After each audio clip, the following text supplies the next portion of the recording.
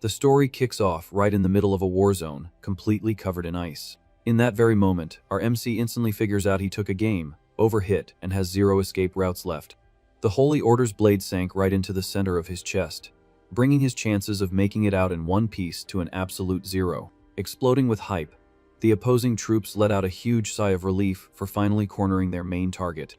Especially since our main character has a global reputation for being the ultimate demon lord of the continent. Absolutely wrecked, the Necromancer Archiman pushes himself to stand up, even knowing full well he is at the end of the line. Backed into a corner, the Edge Lord is fully aware that his final curtain call is breathing right down his neck. Instantly, his mind flashes back to the one-decade conflict that wrecked the world and ended in an embarrassing defeat. The worst part is knowing for a fact that the barriers completely crumbled, and this epic fail wiped out everything he owned. And the blame for this entire disaster landed squarely on the shoulders of the Northern Knights' commander, Burkle. Gripping his sword, the blonde warrior points out that he did not win this clash all by himself.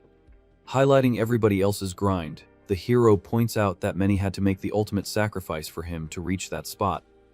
Cutting to the chase, the leader demands peace on the continent and tells the villain to throw in the towel.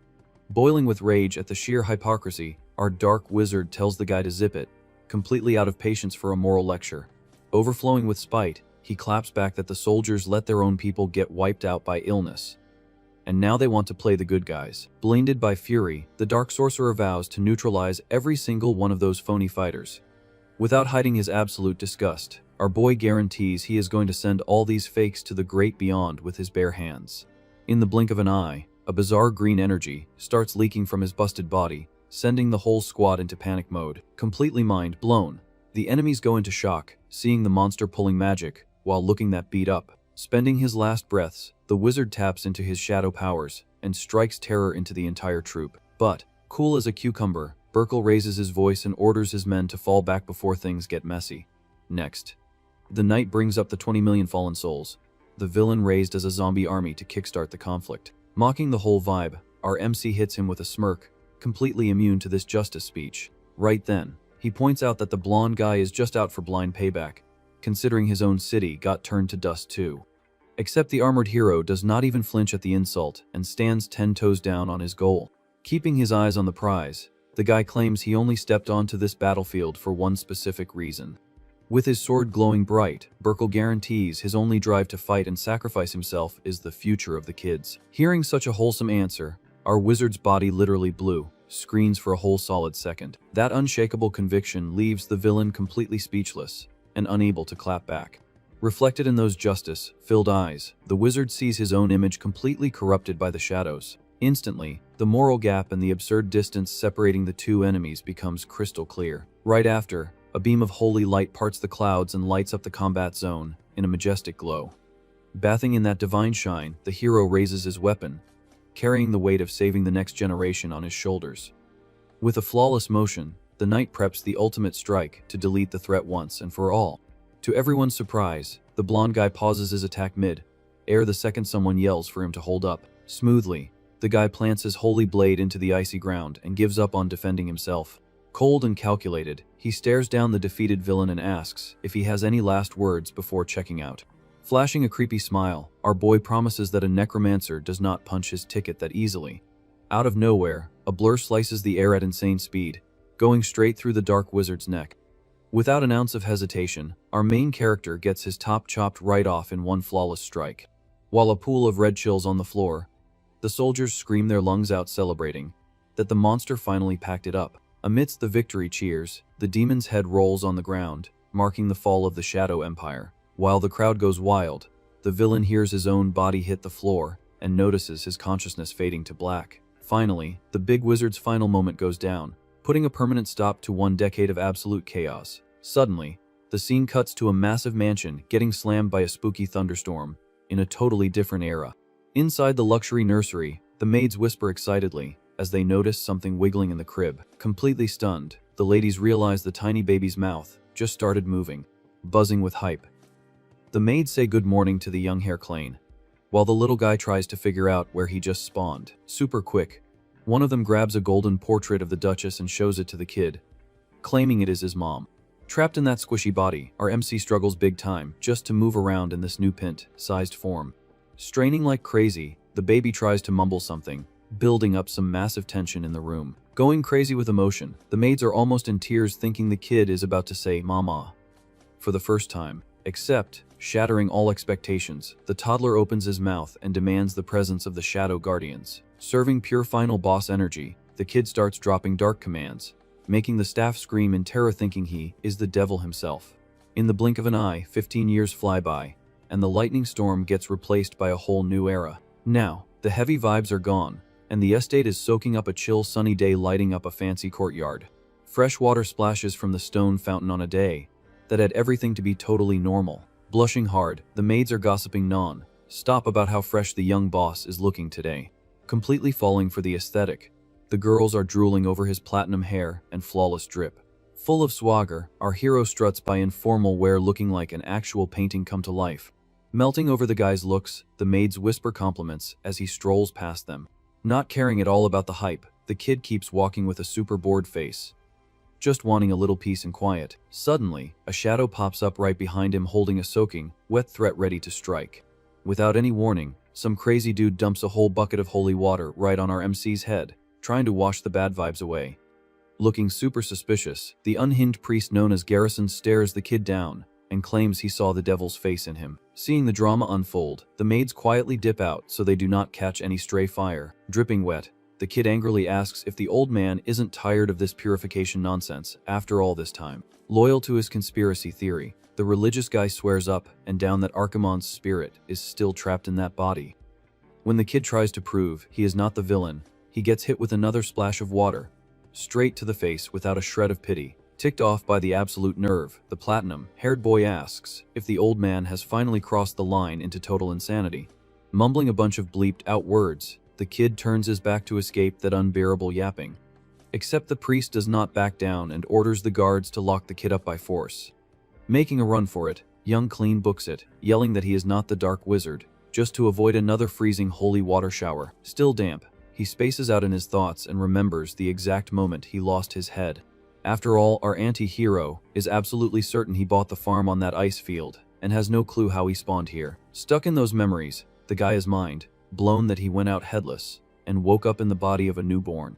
The worst part was that the baby's first sentence was a freaky spell, which got him locked up in a monastery, and that is exactly where the little ex-lord bumped into a dude who called himself a priest. Real quick, a massive and scary silhouette blocked the doorway to the room. Flashing a cruel smile, Father Garrison almost drops the demon's name before catching himself just in time. Showing zero chill, the crazy guy forces the kid to listen to holy chants blasted in his ear all day long. Right after, our poor MC gets tossed into a tub packed with ice and garlic to keep the bad juju away. Crossing every single boundary, the religious dude even ties the kid to a cross surrounded by fire in some spooky ritual. Collecting heavy trauma, the young guy spends his entire childhood praying for just 1 minute of peace. 5 years later, our main character shows up looking bored out of his mind wearing a goofy party hat.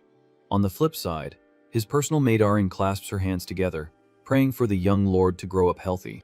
Completely over it, the white-haired boy just takes a deep breath, his patience hanging by a thread. Taken over by a random burst of rage, he snatches the hat off his head and slams it onto the floor. Instantly, the poor maid almost starts bawling, mentioning that she was the one who put the accessory together. Realizing he messed up, the kid apologizes right away for acting out on impulse. When he bends down to pick the thing up, he freezes after hearing the girl say Father Garrison helped make the hat. Like a switch flipping, a look of pure disgust takes over the Necromancer's face. Right at that second, the giant brute of a priest pops up at the door with his massive presence. Pretending to be in his feels, the giant wipes away a fake tear, claiming he is so touched to see the boy wearing his gift. Without skipping a beat, our boy rips the thing right down the middle with zero shame, flashing a sarcastic smirk. Throwing a fit, the priest yells that the demon has returned, while the kid demands his dignity back. Cutting the tension, the night leader Dunkel walks into the room asking if the clown show is finally over. Super chill, the soldier brings up that these demonic reincarnation rumors have been floating around for over 10 years now. Still holding the priest's face while trying to throw a punch, the kid hears that the church itself already gave the green light for his release. Out of nowhere, the priest does an exaggerated bow to the commander, letting the kid face plant onto the floor on purpose. Flat on the ground, the platinum-haired boy boils with rage, seeing the religious guy play nice with the knight. Giving a sarcastic wave, the giant announces he is hitting the road. But deep down, the ex-villain knows for a fact that the crazy old man is not gonna vanish from his life that easily. Sticking his face back through the door, the priest gives a heads up about the Friday ritual and gets yelled at to get lost. Laughing his head off, the cleric bounces, leaving our MC fuming with anger. Flopping onto the couch, the kid complains, totally baffled by his own terrible luck. Full of disbelief, he wonders if the church really allows one of its guys to torture someone like this. Bringing a small towel, the little maid throws the question out there. What if the boss actually is that dark reincarnation? Denying it to the bitter end, the platinum boy swears he just hates hearing that cursed name. Deep down, our boy knows the truth, but he is well aware that the divine punishment will be 1,000 times worse if he spills the beans. Ever since his respawn, his daily life has been an absolute nightmare of tight surveillance because of those childhood rumors. Pulling his hair out in frustration, he tries to figure out why that priest acts like a permanent leech in his life. Curious about the term, the young maid asks what in the world the word "hejant" means. Taking a peek at the holy text, the breakdown shows that this title is reserved for the most overpowered dudes in the order. Aside from the head of the family himself, nobody in the mansion would dare go toe-to-toe with that walking brick wall in a robe. Hyped about the clan's strength, the girl jumps for joy, while our MC just wants to be left alone. Changing the subject, she randomly asks who was the absolute toughest patriarch in the whole family tree. With a smile, Commander Dunkel answers right away that the founder was the craziest one of them all. Even trying to slide his own dad into the convo, the kid gets a flat "nope" as an answer.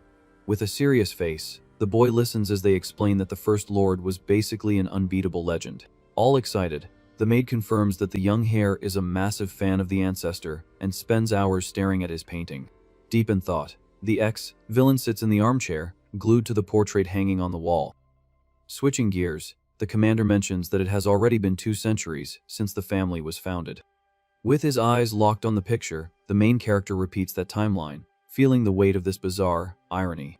Struggling to believe his own karma, he tries to process the incredibly sick joke the universe just played on him.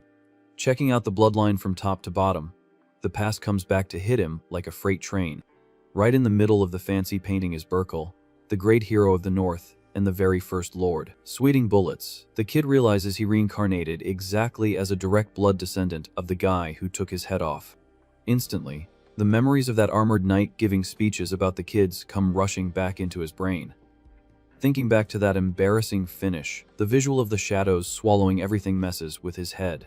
Waking up spooked, the white-haired kid jumps out of bed, gasping for air like a madman. Isolated in his pitch-black room, he tries to pull himself together after that trippy nightmare. Rubbing his face, the kid complains about the bad dream and remembers his actual evil reputation. Digging into the past, our MC admits he lost the plot and came this close to wiping out the entire planet. All of this building up to his own beheading at the hands of the hero, and waking up centuries later in this circus. Even with the new hardware, he lets out a sigh, admitting it still feels weird rocking platinum hair. Out of nowhere, a creepy voice slips through the door, letting the kid know he talks way too much in his sleep. Stepping out of the dark, Father Garrison flashes a psycho smile, asking if he was dreaming about his shadow days. Trying to play it cool, the hero stutters, claiming he is just sleep-deprived, and takes a step back, totally spooked. Popping out from under the blankets, the little maid throws her boss under the bus, revealing she heard him sleep, talking too. Mimicking destruction noises, the girl adds fuel to the fire, while the kid goes into absolute panic mode. Saving the boy's skin, the butler Veerman knocks on the door to announce that an official event is about to kick off. With his eyes burning with pure faith, the religious dude promises to double the purification sessions because of this slip-up. Slapping his hand over the chatterbox's mouth, our MC gulps hard, knowing he is cooked.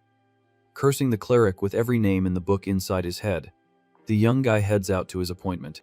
With their shoes clicking on the floor, the duo chats in the hallway about some fencing event. Walking down the corridors, the butler drops the bomb that the Lord himself demanded the kids show up. Shocked by the summons, the boy asks questions about his dad, while the maid cannot take her eyes off a sweet treat. Scolding the little girl for her bad manners, the classy butler snaps the cookie in half. Wrapping up the scene, the redhead nibbles on the snack like a little rodent under the old man's wholesome gaze. Completely lost, our boy asks why on earth he got called to the party, since his dad never asks for that. Right off the bat, the kid finds out that the side branch family members just set foot in the mansion. Thinking it over, the Platinum Boy repeats the word, remembering exactly who this squad of freeloaders is. Stepping into the main hall, our main character locks eyes with the obnoxious relatives who notice he has arrived.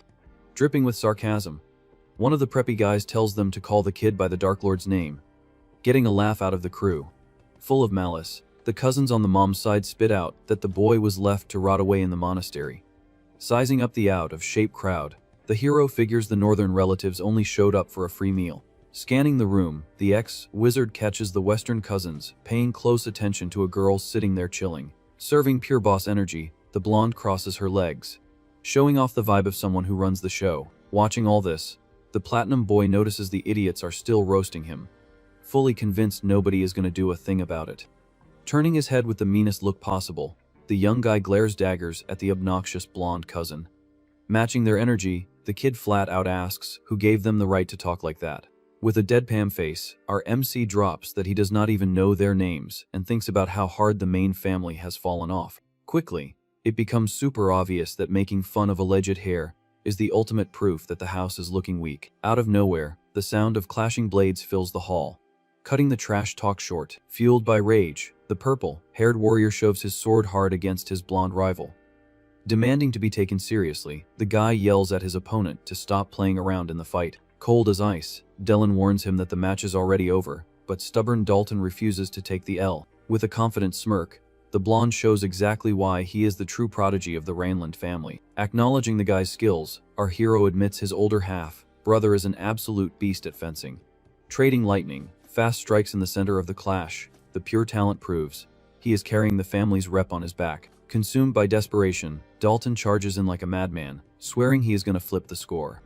Locking in his special vision, the former Necromancer analyzes the family's fighting style for the first time since respawning. With crazy smooth movement, the eldest brother dodges the heavy attack without breaking a sweat. All of a sudden, a yellow aura wraps around the blonde kid in a devastating dash. Decoding the biomechanics of the attack, the main character manages to unravel every single trick hidden in that move. Catching the core of it, the Platinum Boy figures out the whole secret is in the footwork. Tracking the speed spike, the ex-villain clocks the exact moment the foot hits the ground. Realizing he messed up big time, the purple-haired dude freezes in fear as he watches his enemy vanish right in front of him. Analyzing the mana flow, the kid deciphers 100% of the Rainland's secret art. Without leaving a single opening for defense, Dylan brings his arm down in a monster strike known as the Meteor Sword.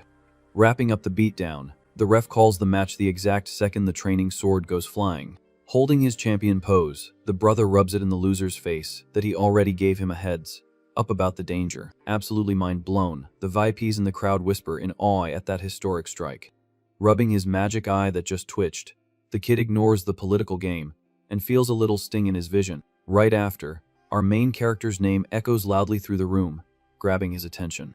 Walking up to the youngest sibling, Dylan flashes a smile and asks how long the kid has been standing there watching. Flexing a bit, the champ jokes that he would have made the moves flashier if he knew he had a VIP audience. Staring right at Mr. Perfect, the kid straight up asks what this squad of second-rate relatives is doing here. Cutting the chatter, a massive, intimidating man walks up congratulating his oldest son. With his patchy beard, the seventh patriarch Heinkel heaps praise on him for perfectly mastering the secret move. Bowing quickly, the prodigy greets the lord of the family, while our MC just watches from the sidelines. Staring into his son's soul, the dad validates all the blood, sweat, and tears it took to reach that level of martial arts. Realizing how the game is played, the ex-wizard concludes that the firstborn is the only trophy the Duke actually cares about. Doing a little kissing up, Captain Dunkel points out that even veteran knights would embarrass themselves trying to copy that technique. Trying to play it humble, the prodigy says thanks for the compliment, but gets cut off by the leader's booming voice. Hyping up past glories, the old man recites the family founder's golden rule: the main clan has to be absolutely overpowered. Demanding that hardcore mindset, the old man orders the guy to tattoo that into his brain, getting a highly motivated "Hi sir" back. Switching targets in a flash, the Duke's icy stare drops like an anvil right onto the youngest kid. Super slowly, the patriarch's heavy hand rests on our MC's head, making the whole vibe incredibly heavy. Without sugarcoating it, the old man vents his disappointment at not sensing a single drop of magic flowing through the boy. Looking down, the kid mumbles an apology, realizing that even the leader's anger has just turned into pure disgust. Trying to save the kid's skin, the captain argues that the decades wasted in divine lockdown slowed his progress. Spreading drama like wildfire, the leech relatives start whispering about how useless the youngest kid is. Jumping on the bandwagon, the side branch crew starts questioning if the main bloodline can even hold the dukedom together anymore. Not giving a single care about the toxic gossip, the former Necromancer channels all his rage straight at the painting of the legendary knight. Popping into his head, the original hero's wholesome speeches come back to haunt the ex-villain. Clenching his fists, the guy finds it wild that the warrior gave his life for the future of this washed-up squad. Snapping our MC out of his trance, the brother gives a little wave from afar as he walks the patriarch out of the hall. Giving him zero peace, the purple-haired loser pops up next to the hero dropping slick comments. Shaking with anger, the coward tries to humiliate the magicless kid to make up for the embarrassment he just suffered in the ring. Spotting the clone right away, our boy brings up the guy's reputation as a player with the girls at the event. Put on blast in front of everybody, the loser goes into shock while our kid calls him a moron. Going in for a blind attack, the aggressor takes a clumsy step just as a leg pops out to block his path. Losing his balance completely, the annoying noble kisses the fancy floor after the hero's super smooth trip. With a bloody nose, the useless guy bowls with rage while our MC drops some harsh truths right in his face. Sinking to the absolute bottom, the guy screams that the platinum boy is just a motherless kid who was never loved. Turning his head in slow motion, the kid shoots a glare driven by pure predator instinct. Ignoring the personal attack, the former demon only gets ticked off by the absolute nerve of these low. Tears stepping up to the main family. With his hidden magic flashing in his eye, he wonders how such an overpowered bloodline ended up so deep in the mud. Beyond furious, he refuses to accept that the great hero's descendants turned into this walking joke. Stopping the brawl in its tracks, the head of the guard steps in, demanding respect and towering over the obnoxious coward. Using a heavy tone of voice, the warrior declares he will not tolerate a single insult against the legitimate heir anymore. Getting up off the rug, the worthless guy calls our MC a wimp for hiding behind the guard's back. Hearing the trash talk, the commander grips the hilt of his own sword to make it clear he is out of patience. Unbothered, our hero decides to break the late night quiet by calling his protector. In an empty corner surrounded by darkness, the kid has the nerve to ask if the knight has a spare sword. Without asking too many questions, Dunkel tosses the wooden weapon right into the kid's hand. Confused, the big guy just wants to know why on earth the little boss needs a blade in the middle of the night. Immediately, the hero starts swinging the weapon around, mimicking his brother's stance, while asking questions about the Mitter strike. With that, the kid announces he has something to prove and tells the soldier to go get some sleep, while Dunkel notices how hyper-focused the boy is on the blade. Keeping quiet, the warrior feels super bad knowing the kid has a body completely locked out of using magic. After all, it is common knowledge that anyone with 0 mana will never become a respected fighter. Making things worse, the meteor sword technique was created by the founder hero himself, and copying it without magic is basically impossible. Suddenly, the ex-villain's cursed eye glows bright, showing that the memory of the afternoon duel is burned into his brain with crazy detail. In that exact split second, the guy runs a mental replay of the footwork, and the precise fraction of a second the foot hits the dirt. With perfect clarity, the kid manages to map out the sword's path and the exact flow of the magical energy. Crazily enough, our MC's cursed eye activates an unreal processing speed. In a flash, Knight Dunkel freezes on the spot, sensing a monstrous presence pop up out of nowhere. Freaking out, the soldier opens his eyes wide, wondering if what he is seeing is even physically possible. Looking like a lightning bolt dropping down, a creepy purple flash cuts through the night, turning a giant rock into dust in half a second. Staring at the pulverized rock, the kid stands there like a statue while the wooden weapon lets off some spooky smoke. Not believing his own eyes, the warrior calls out to the kid with his voice shaking in fear. Just as shocked as the soldier, our MC lets out a nervous little laugh and whispers in awe that his theory actually worked. Cutting to another scene, the maid Aaron looks terrified at a super tense situation. 100% locked in, the crazy Father Garrison lets out a shocked mumble at what he is looking at. Dunked into a basin of boiling hot water, the Platinum Boy's head proves his body's unreal durability. Mind blown, the religious dude narrates that the guy held his breath underwater for over 60 seconds, while the girl calls her boss a frog. Desperate for some oxygen, the kid pops up yelling in anger, asking if the next torture session is gonna be inside a fish tank. Boiling with rage, the ex-wizard complains about the dragged-out punishment, while the priest laughs, swearing he tracked a dark vibe coming from his room today. Quick on the uptake, the hero figures out he got this double punishment purely because he fired off that late night spell in the woods. Suddenly, Dunkel ruins the noise by stepping into the room holding a highly suspicious letter. Looking urgent, the warrior reports that Dalton the idiot sent that paper offering an apology for the drama. Still drying his hair, the wizard finds this mood swing super sketchy and immediately has his guard up regarding that clown. Skimming the paper, the kid Speed reads the message. Nosy as ever, the maid sneaks up and hears the boss mention it is just an invite for a hunting trip. Putting the pieces together, our MC instantly figures the little cousin just made up this cap to lure him into a trap outside. Without skipping a beat, the platinum boy hands the letter back, stating there is no reason to turn down the invite. Feeling himself, he flashes a subtle smirk while looking at the other side of the room.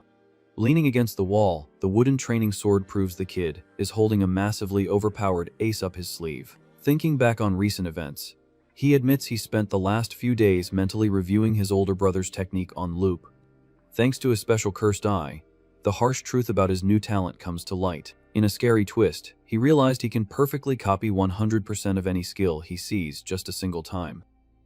Confirming they are going to the event, the guard says he is going to get the carriage ready for the trip. Out of nowhere, the crazy Father Garrison asks to tag along, making the kid throw a fit and ask what kind of joke this is. Staring him down, the cleric locks eyes with the boy using a super serious, threatening look. Dropping his voice into a dark tone, the religious dude argues he sniffed out a very heavy, dark energy this morning. Proving the bad vibes are real, the ride is already seen tearing down the dirt road heading for the hunting grounds. Getting motion sickness, little Erin feels like throwing up, while the big guy tries to calm her down during the bumpy ride. With zero patience, the priest grumbles that he warned the girl not to come and tosses a pillow her way. Looking out the window, the kid points out that the western forest has terrible terrain for rookie hunters. Softening his voice, the cleric promises the little girl she is going to feel way better after lying down. Putting on an act, the priest claims the boy has really matured, but gets shut down by the platinum kid, telling him to hand over the pillow to the girl. Staring out the window, the main character notices how drastically the outside world has changed.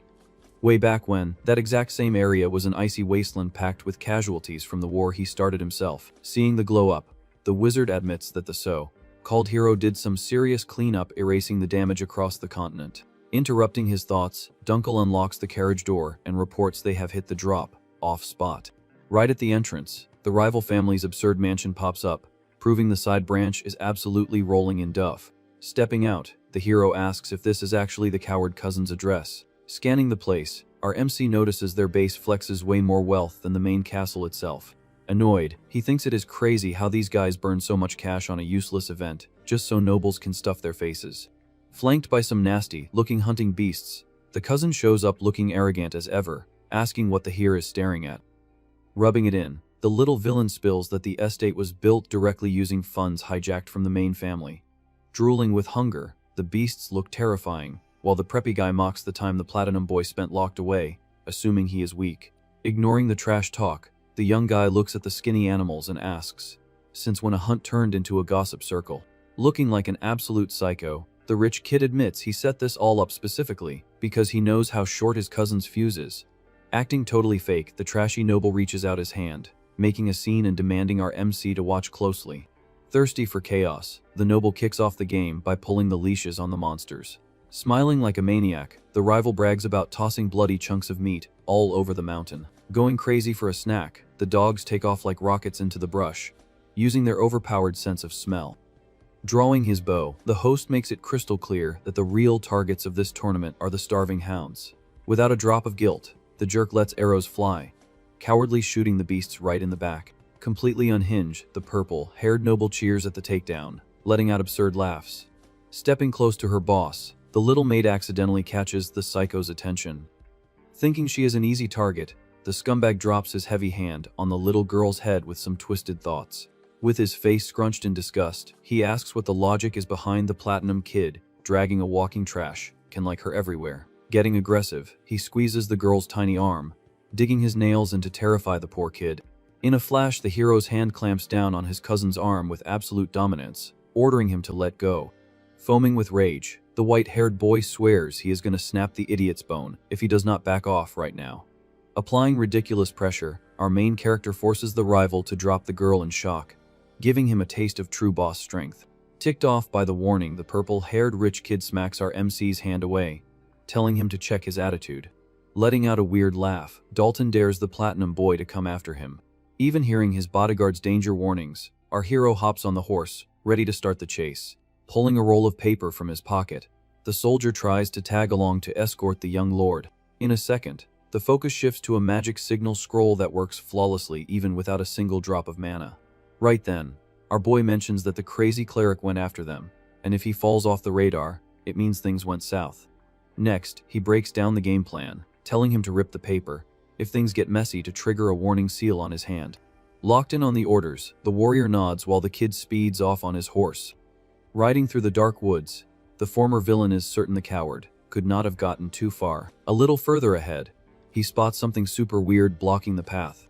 Holding a bloody blade, the nasty cousin mocks him, asking if the kid got delayed on a road full of dead animals. Hopping off the ride, the platinum boy gets straight to the point and asks what the new clown show is about, with his eyes completely bloodshot. The guy does not show a single ounce of fear facing that ambush. Flexing his ego, the evil noble announces that this scene is the grand finale of the hunting tournament. No cap, Dalton declares that the final target of the day is going to be his own cousin. Without any hesitation, the scumbag plans to take our MC's head off so he can toss it right at the older brother's feet. Spitting garbage, the purple-haired guy calls the main bloodline a lame joke with zero actual power. With the snap of a finger, a squad of mercenaries steps out of the shadows, and the villain guarantees there is no running away. Laughing it up, the goons cheer, claiming the dukedom is basically the side family's property now anyway. With arrows loaded on their bows, the shooters tell the kid to curse the day he was born into that useless family. Letting out a heavy sigh, the ex-necromancer just agrees, dropping a short, "Oh yeah." Thinking he has it in the bag, Dalton dies laughing, already imagining tomorrow's rumors about the Sword Clan hitting rock bottom. Yelling at the top of his lungs, the loser screams that the young hare is about to become dog food. Right at that moment, the memory of the warrior who took him out pops into our MC's head, talking about the kid's future. Suddenly, a crazy, terrifying laugh escapes our main character's mouth. Totally thrown off by that weird reaction, the little villain takes a step back and asks if the kid has completely lost his marbles. Covering his face to hold back the laughter, the platinum boy sees the sick irony of this whole setup. Torn between his human side and his legendary past, his gaze shifts, showing off the true face of the demon. Taken over by hate, he throws it in their faces that the dukedom was built at the cost of his own life. And now these bugs have the nerve to mock it. Out of nowhere, a creepy green energy starts pouring out of his body, tearing up the air around him. Shocked by the flex, Dalton stutters, asking how the kid is using magic if he was born with zero mana. With an overwhelming presence bending reality, the boy corrects him on the spot, revealing that this is pure demonic energy. Freaking out, the goons are terrified of the crazy wind, not understanding what kind of monster is standing in front of them. Spooked, the cousin's eyes go wide as his brain processes the words, demonic energy. Flashing a devilish smile, the wizard starts chanting the forbidden spell, calling upon the ancient souls. In the middle of all that chaos, the summons promises to bring the fallen back into the light. Looking like a nightmare, skeletal frames covered in green flames start pulling themselves together, thirsty to crush everything. Terrified, the coward screams his head off, swearing there is no way this is real. Surrounded by a battalion of massive bones, the platinum boy fully taps back into the feared Archimond. With a creepy smirk, the final command drops, ordering the army from the beyond to swallow up every opponent. Inside his own head, the narrator reflects that 200 long years have passed since the big clash. Back in the day, the wizard used to walk over oceans of casualties during those distant times. Even centuries later, the feeling of souls piling up in the dark is still fresh in his mind. Locked away in the shadows, the voices of the fallen never stopped calling out for their true boss.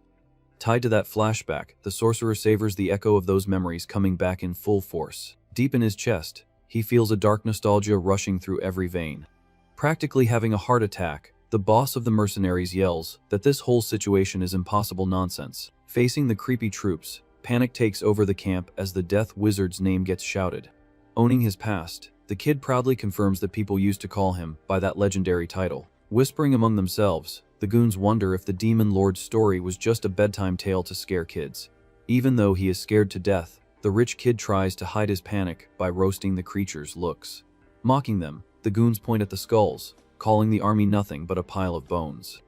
Trying to downplay the threat, Dalton claims his cousin put on this huge show just to summon some garbage. Getting his swagger back, the purple-haired guy brags about breaking hundreds of skeletons on missions, but admits their black color is kind of weird. Ignoring that detail, the squad of fools agrees to keep a bone as a souvenir and bursts out laughing. Following the boss's orders, the mercenaries focus on wiping out the front line creatures to clear a path. Quickly, the archers ready their bows, aiming straight for the main character's defense barrier. Totally chill, the Platinum Boy stands perfectly still behind his personal guard while the weapons are locked and loaded. Yelling fire, the shooters let a massive arrow rain fly all at once. Tearing through the air, the lethal strike drops hard, trying to turn the kid into a human pincushion.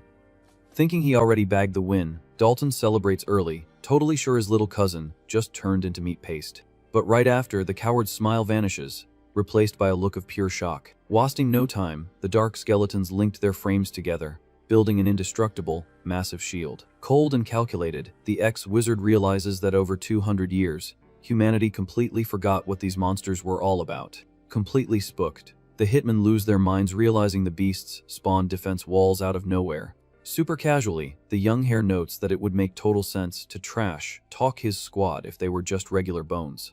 Flashing that dark smile again, he throws it in their faces that his fighters play in a whole different league. Thinking about the hero from the past, the main character mentally asks the legend to grab a front row seat for the show. Without stalling, the monsters drop the wall, taking down the first line of defense. Overflowing with spite, he warns that the bugs making jokes about the future the Northern warrior saved are gonna pay a heavy price. With a firm hand signal, the order to charge head-on gets yelled across the battlefield. At crazy speeds, the monsters rush forward, cracking the ground as they head straight for the shooters. Panicking, the preppy kid stammers, completely unable to process how fast that squad is moving. In absolute shock, one of the goons cries in terror realizing the skeletons are sprinting like track stars. Facing absolute fear, Dalton begs his crew to hold the line right as the fatal impact hits. Slashing and wrecking everything in their path, the Bone Army pulls off an absolute sweep in the enemy camp. Keeping his cool, the young lord drops the command for the second squad of crossbowmen to lock down the zone. Hidden in the tree branches, the monsters aim dead center at the heads of the panicking mercenaries. Prepping their gear, the creatures just wait for the green light to unleash a storm of projectiles. Screaming in terror, the crew spots the long-range setup and desperately tries to dip out. But it was way too late to retreat when the arrows pierced right through those chumps without a shred of pity. With lethal aim, one of the shots goes straight through a fighter's skull, neutralizing the guy on the spot. In a move of pure desperation, Dalton manages to slice one of the monsters in half with his sword. Sweating bullets, the coward notices these lightning-fast beasts are nothing like the slow-motion monsters he used to know. Switching up the game plan, the rich kid screams for his gang to ditch the bows and go for close combat throwdowns. Furious, he realizes nobody is listening to his orders in the middle of that bloody chaos. Gripping his blade tight, the little villain forces a twisted laugh, thinking he still has a shot. Cursing the undead, he charges in, swinging heavy hits at the air. Convinced he found the weak spot, the idiot celebrates, landing a clean hit on the creature's skull. Falling backward, the bone frame hits the dirt, looking totally finished. Panning hard, the guy thinks it is wild that the monster is still moving around even without its head. Laughing at everyone else's cluelessness, the former Necromancer just watches his cousin act like a clown. In a creepy twist, the beast grabs its own fallen skull and just snaps it right back onto its neck, cracking its frame back into place. The Shadow Warrior rebuilds itself, showing exactly why the demon ruled the continent back in the day. Mind-blown, Dalton Blue screens realizing the beings summoned with forbidden magic are basically immortal. With their eye sockets glowing with fire, the monster waits for the next tactical order from its boss. Scared out of their minds, the goons give up all hope against that unbeatable battalion. Strolling through his servants, the Platinum Boy controls the pace of the takedown. Checking his own stamina, our MC admits that in this nerfed body, he can only keep 11 warriors standing. Playing mind games, he laughs and asks if their little hunting game is over yet. Suddenly, the scene cuts to a loud, obnoxious laugh echoing near the palace fountain. Chilling right there, the gossiping priest is telling ancient monastery legends to the curious maid. Cracking up, the redhead is loving her boss's embarrassing past, while the cleric keeps a straight face. Noticing how much she cares, the giant religious dude points out how attached the girl is to the main character. Pouting her cheeks, The little kid fires back that this is the most obvious thing in the world. Right after, her flashbacks show the boy acting as a human shield and ordering people to stop hurting her. Shaking with fear, some random bully is crying on the floor after catching a well-deserved beatdown. Wrecking the aggressor, the platinum boy protected the maid's honor without thinking twice. Forgetting about the flying fists, the girl only remembers the times he split his snacks with her. Driven by pure innocence, she swears up and down that the ex-wizard is the sweetest person in the entire universe. Back to the forest, the ice-cold look of the blood-stained kid proves the exact opposite. Wrecking their rivals with zero chill, the Shadow Army turns the place into a literal meat grinder. Blocking a heavy hit, the preppy cousin grits his teeth, feeling the impact rattle his arm. Using whatever gas he had left in the tank, the guy claps back, launching the monster away with a spinning strike. Huffing with anger, the coward realizes he needs to shut down the Horde's endless respawns. Locking onto the puppet master, the idiot zeroes in on the main character standing all the way in the back. Making a risky jump, the little villain ignores the skeletons and charges straight at the main target. Screaming his cousin's name, Dalton brings down his blade, fueled by pure aggressive instinct. Going crazy, he yells that if he takes out the master, the spell is going to break instantly. Unleashing his final burst of hate, the glowing attack cuts through the air straight toward the main character's body. Locking in his mystic vision, the former Necromancer turns on the stolen ability to predict movements.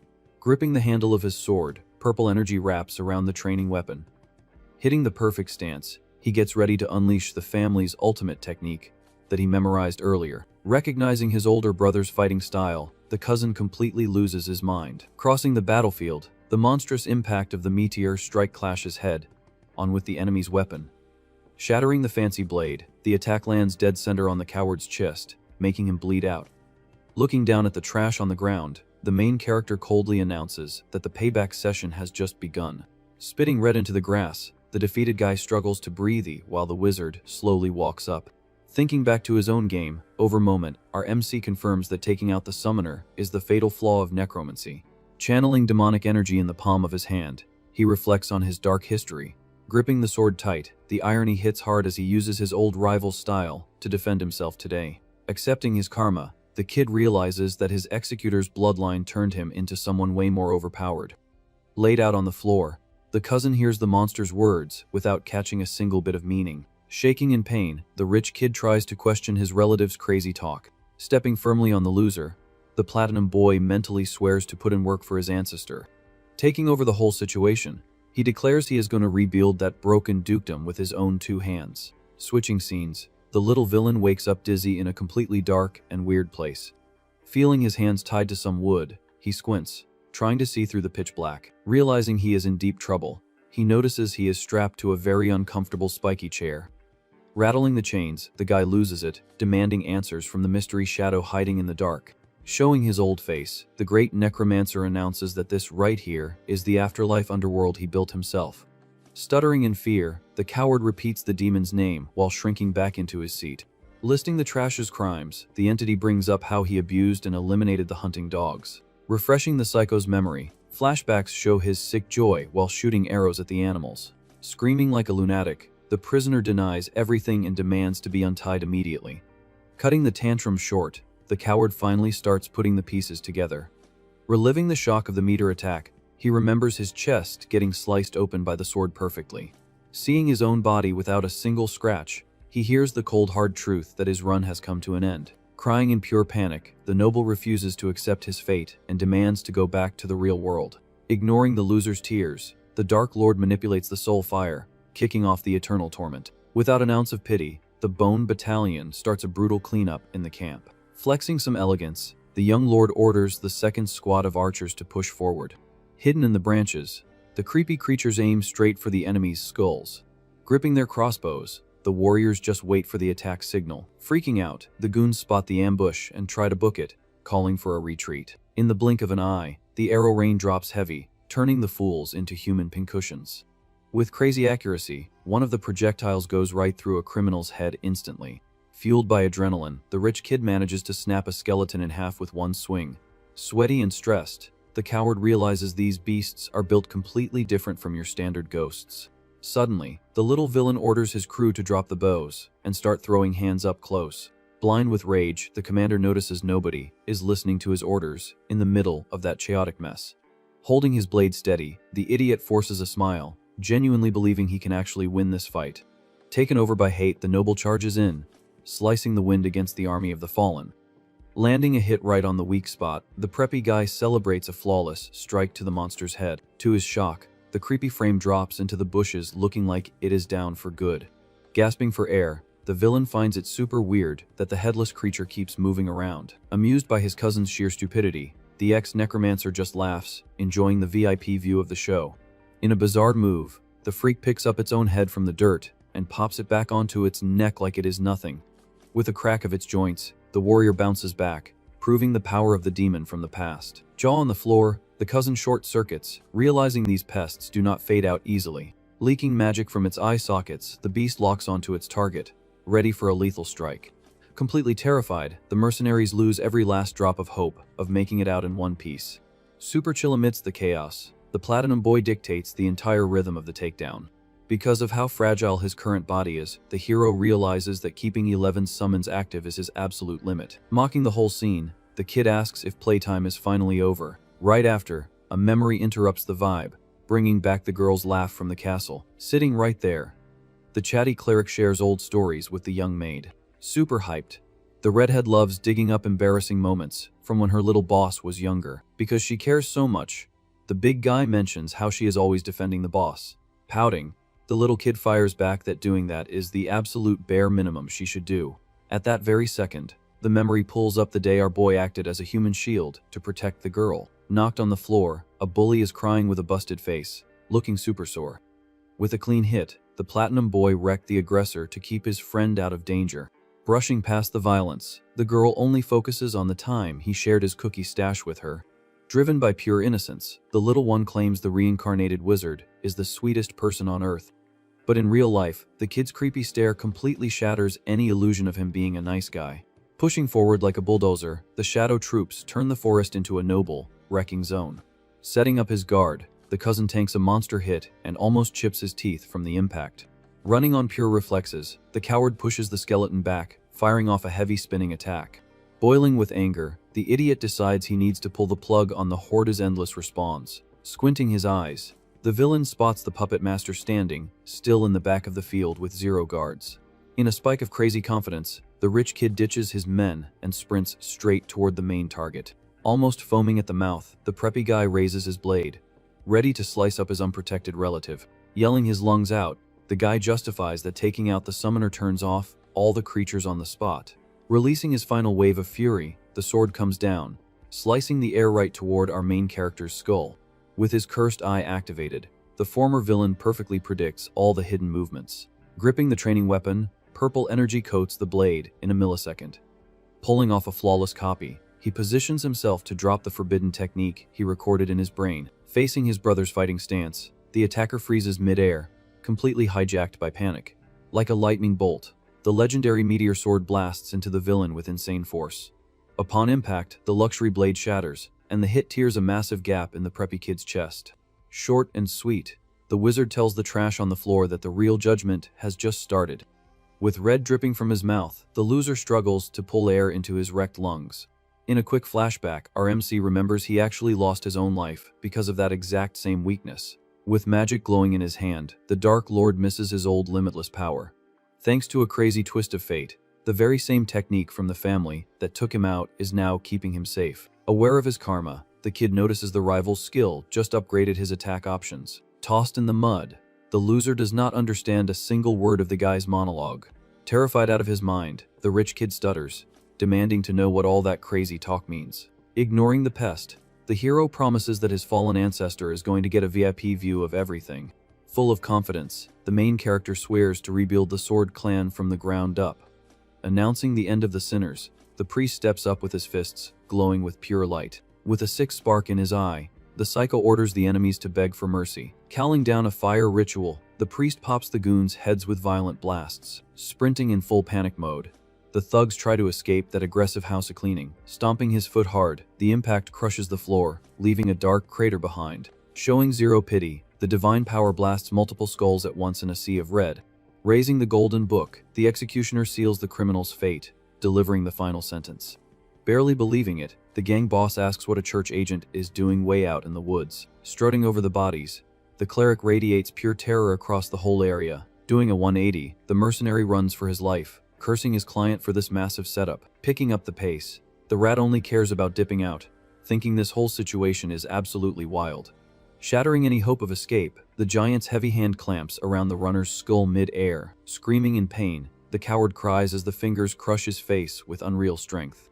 Wrapping up the horror show, the crazy guy flashes a cold smile, letting him know he still has to finish his prayer. Terrified of his final sentence, the coward cries tears of pure desperation.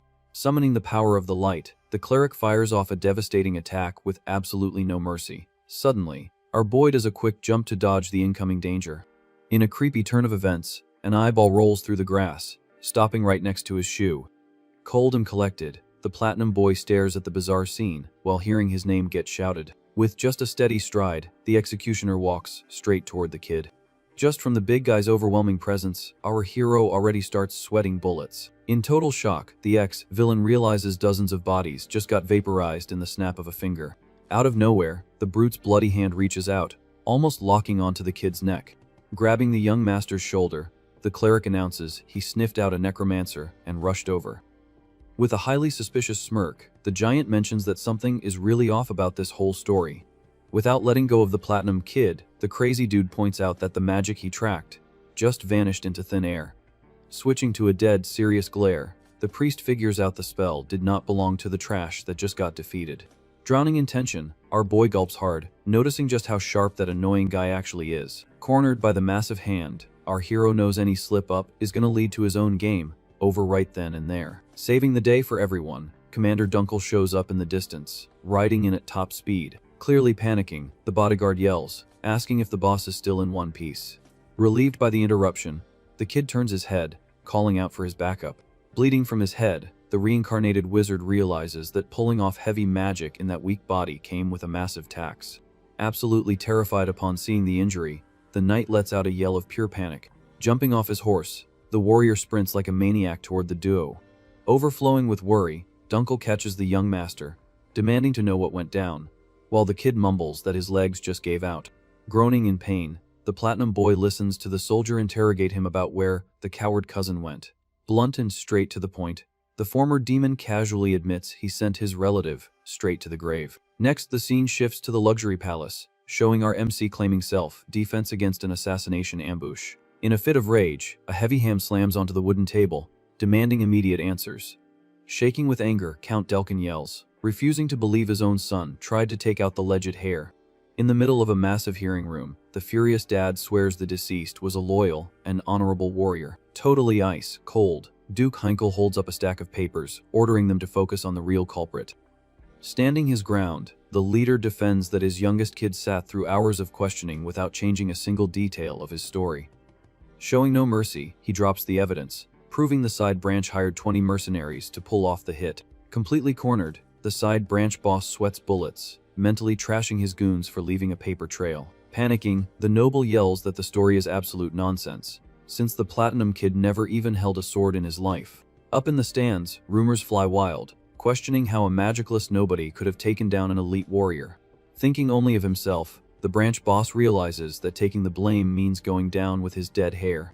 Real quick, the scammer flips his script and starts attacking our hero's character to try and turn the tables. Dragging up the past, the old man brings up the late Duchess's rep and the kid's old claims of being the Demon King. Furious at the disrespect, Lord Heinkel tells his rival to wash his mouth out before calling his bloodline a liar. Cooking up a wild theory, the Count screams that the main character hired Hitman himself, until a deep voice shuts the yapping down completely. In a flash, the accuser freezes from head to toe, recognizing the owner of that threatening voice. Stepping firmly down the stairs, our boy announces he sat quietly through this freak show up until this very moment. Without blinking, the ex-villain uses Father Garrison's vouch, confirming he only defended himself against monsters brought back by someone else. Ticked off, the opponent calls the argument a blatant lie, while our boy flashes an ironic smirk. With pure sarcasm, the Platinum Kid throws the question right back, asking if the rumor about him being evil incarnate is also true. Foaming with hate, the side branch noble grits his teeth, while our hero makes a dark promise in his head. With his eye glowing with pure magic, the kid vows to rebuild the Dukam without letting these bugs stain the family's history.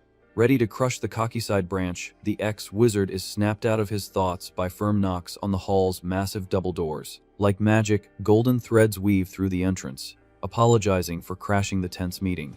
Carrying an overwhelming aura, Commander Leia makes a grand entrance, silencing the entire room instantly. Suspicious of the setup, the kid finds it weird that the warrior showed up to a strictly family-only trial. Sitting in his seat, Duke Heinkel takes charge, giving the green light for the blonde to join, even though she is from a different house. Backing up the call, the Patriarch points out that the deceased used to run missions directly under the lady's military command. Right after, the commander takes off her coat, making it clear she is flexing top-tier authority in there. In the blink of an eye, the two lock eyes in a tense stare down, and the warrior drops an unexpected demand. Without stalling, the Spear Master demands a private chat with our hero, leaving him completely confused. Totally lost, the kid questions the order, while his dad clears the talk as long as they make it quick. Even though he hates it, the main character follows the Duke's command, with no way to dodge it or make up excuses. Annoyed to the max internally, the young master curses knights as a whole, always sticking their noses in everyone's business. Flipping the script, the ex-wizard realizes this solo chat might hand him some seriously valuable intel. Walking down the stairs, he figures the blonde is probably testing the waters, looking for the clan's dirty laundry. Fully locked in, the guy crosses the doorway, promising himself he is not going to back down from his main goal. Isolated in a private hallway, the former Necromancer plans to use the rival clan's influence to boost his own agenda. To everyone's surprise, the warrior's intimidating vibe breaks with a close-up shot focusing right on her toned legs, getting right in the kid's face. The spear lady makes a bizarrely weird request, leaving him stunned. Eye to eye with the stunner, the wizard gets tongue-tied, telling her to repeat the wild thing she just said. Officially, the blonde is the prodigy daughter of one of the kingdom's top 3 dukedoms, and an absolute master with the spear. In the history books, records prove this woman wiped out packs of nasty ogres without breaking a sweat. Standing under a rain of giant axes, the commander looked flawless, facing the danger head-on. Coated in pure blue energy, the warrior cleared out the western woods in a brutal military sweep. Ripping the monsters apart mid-air, she wrapped up the hunt and brought peace to the civilians, all by herself. Blessed with monstrous strength, the girl carries the weight of entire armies on her back. Snapping back to the present, the impatient lady calls the kid out, telling him to pick up the pace in the hallway. Trying to keep up, the guy gets shut down immediately, hearing that they are not even real relatives.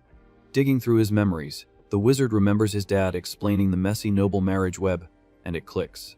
Biologically separated by different moms, the blonde makes it crystal clear they are total strangers ready to make a deal. With a dramatic tear, the warrior warns him that this chat is purely driven by personal curiosity now. Moving fast, the blonde grabs our boy's shirt, giving him a massive jump scare. With her face inches from his, the commander drops the question of whether she can touch the guy. Completely glitching out, the platinum boy repeats the question, not understanding this random sudden closeness. Moving way too fast, the spear lady does not even wait for an answer and grabs the kid's hand. Inspecting his skin closely, the beauty notices his hand is smooth as a baby's, with 0 calluses or scars. Panicking on the inside, our boy finds the inspection super weird, especially hearing her say any trained swordsman has battle marks. Squeezing his fingers, the woman states as a fact that tendons do not lie. Straight to the point, the warrior drops the truth that the young guy has never picked up a weapon in his life. Putting the puzzle together, the blonde asks how a total rookie managed to completely sweep Dalton and 20 trained mercenaries. Right then, the suspicion of a hidden, dark power hangs super heavy in the air.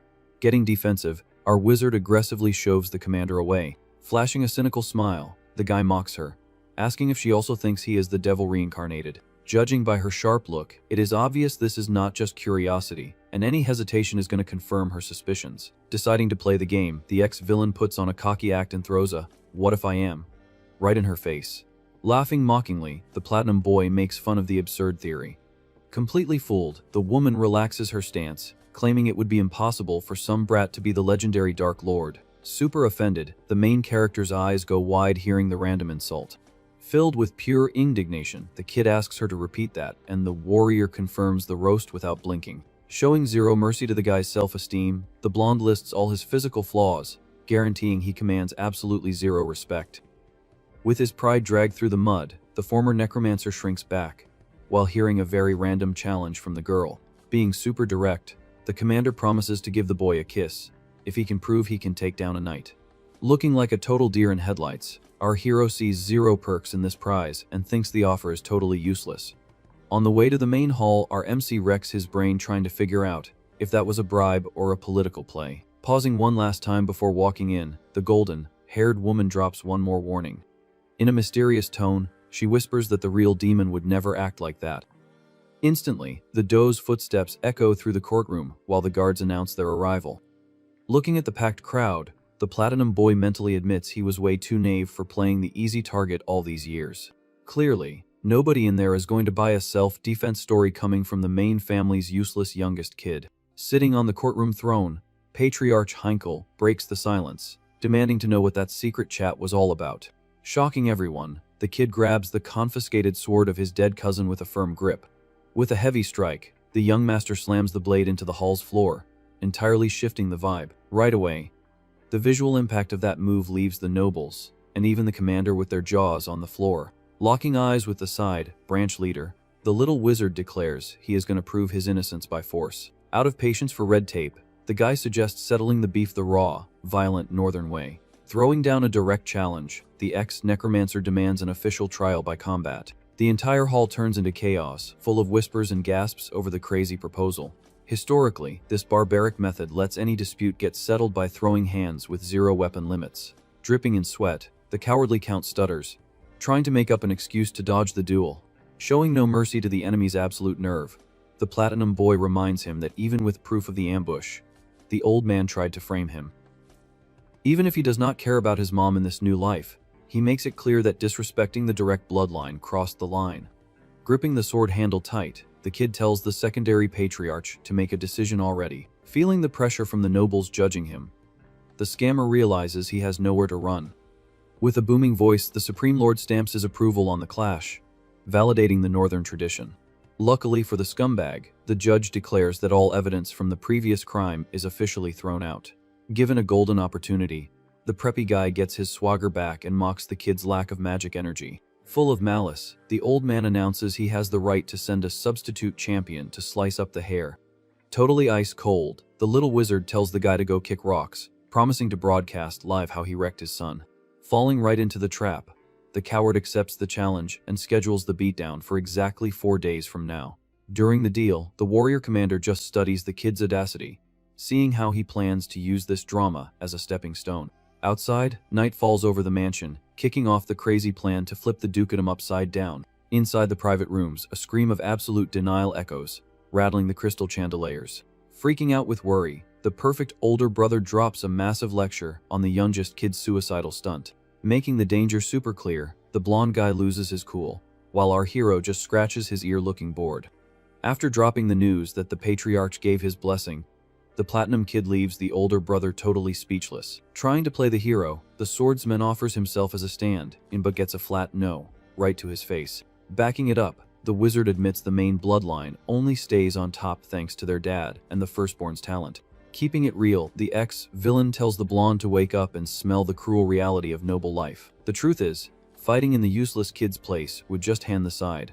Branch rats the perfect excuse to delete the hair for good. Knowing his brother is frustrated, the guy promises that a little violence is the only way to erase his useless reputation. Crossing his arms like a boss, the young master declares he is not handing his revenge stage over to anybody.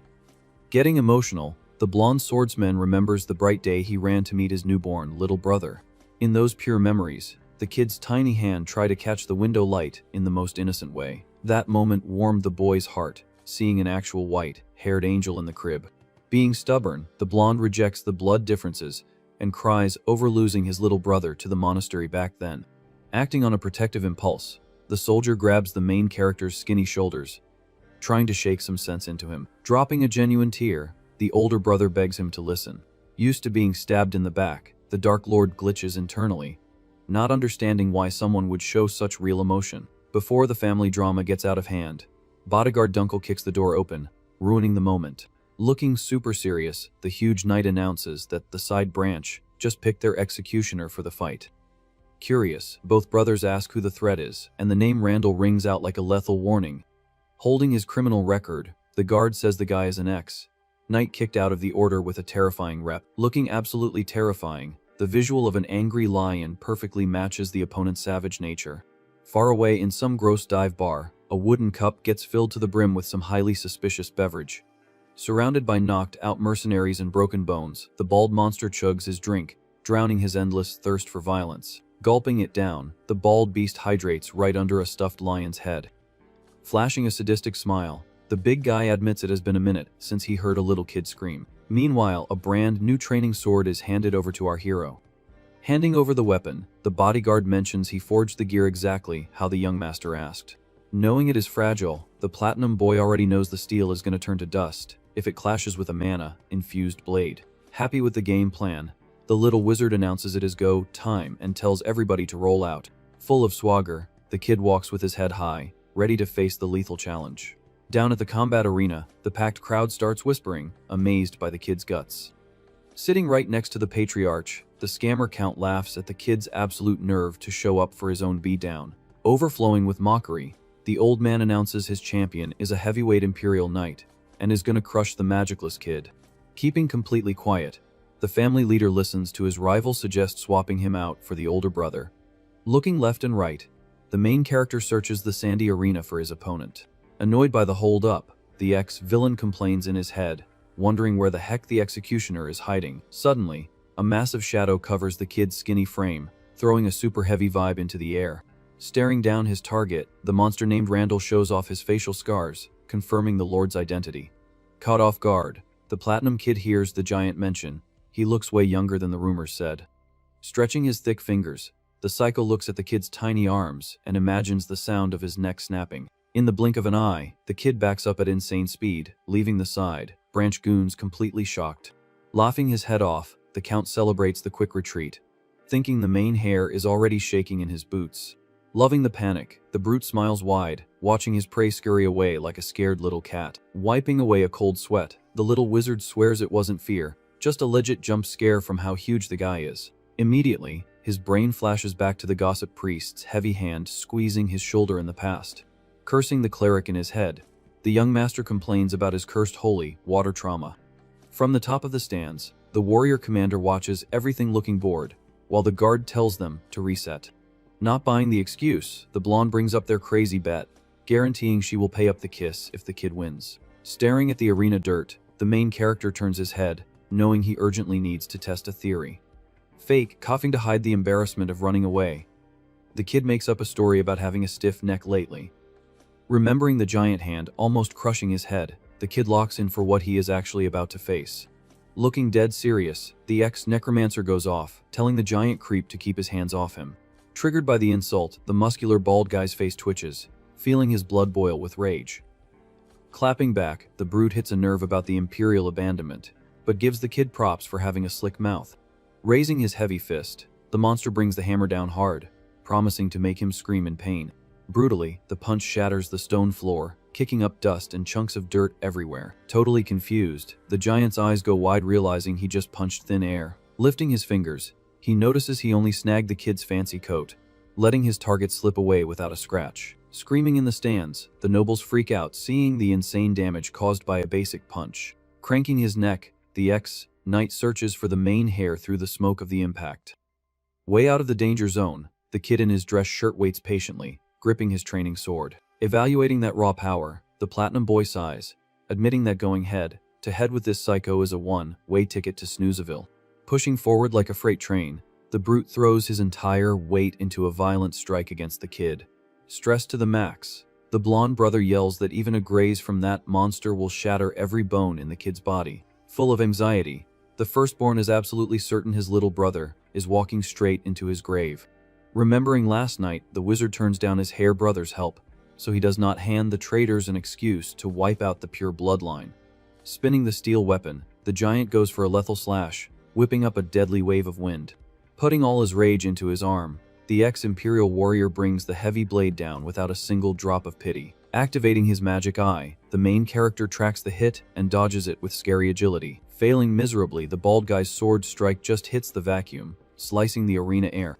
Consumed by anger, the big guy chains together a series of fierce slashes to corner the little kid. Jumping backward at an insane speed, The guy dodges a trail of dirt spikes ripping through the floor. Roaring his target's name, the executioner leaps, aiming right for the kid's head with a vertical drop.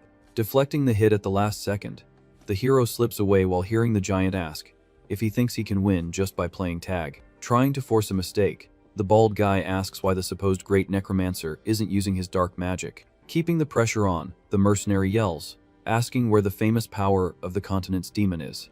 Tired of this yapping, the little wizard boils with hate on the inside, thinking about summoning the horde and ending everyone right there. Spotting an opening, the ex-knight jumps high, ready to slice the kid right down the middle. Watching from afar, the traitor lord sweats bullets, thinking his champion is taking it easy on purpose. Totally confused, the old scammer cannot figure out how the brat is surviving this storm of attacks. Quickly, a creepy vision takes over, showing the true aura of the Grim Reaper standing right behind the kid. Sweating buckets, the branch lord turns to the patriarch, demanding to know why the brute is suddenly backing off. Pointing his training weapon, the main character swears up and down he is not going to use a single drop of dark magic. Overflowing with fake pride, the platinum boy claims he carries the sword's bloodline and will win this using pure physical combat. Hearing that heroic speech, the distant dad and the fanboy brother widen their eyes, completely amazed. Buying the act instantly, the whole crowd goes wild, screaming the youngest kid's name like actual superfans. Seeing the act work flawlessly, the cowardly count bites his lip in pure frustration. Trying to chill out, the old guy promises himself that the brat is just running away and cannot handle a real fight. Getting the message, the bald monster channels a massive red aura, covering his blade in pure energy. Knowing the kid has zero magic, the giant reminds him that imperial strength comes from burning mana without limits. Flexing every fiber of his body, the mercenary's muscles double in size, and his veins pop out ready to burst. In a blast of absurd power, the brute brings down the scarlet axe, creating a tornado of impact. Convinced he has the win, the executioner roars, sending the main family straight to the Shadow Realm in one brutal strike. Without blinking, the ex-villain's magic eye glows bright purple, tracking every single particle of that lethal energy. Diving into the core of the attack, the boy decodes the entire technique and the enemy's magic capacity. Predicting the future, the wizard sees the exact path of the blades, slicing the wind in red streaks. In a dirty move, the giant reaches out his free hand to squish the kid like a bug. Screaming at the top of his lungs, the ex-imperial warrior plunges his energy blade down to end the fight once and for all. With raw power, the giant brings the sword down, triggering a red energy blast that tears everything up.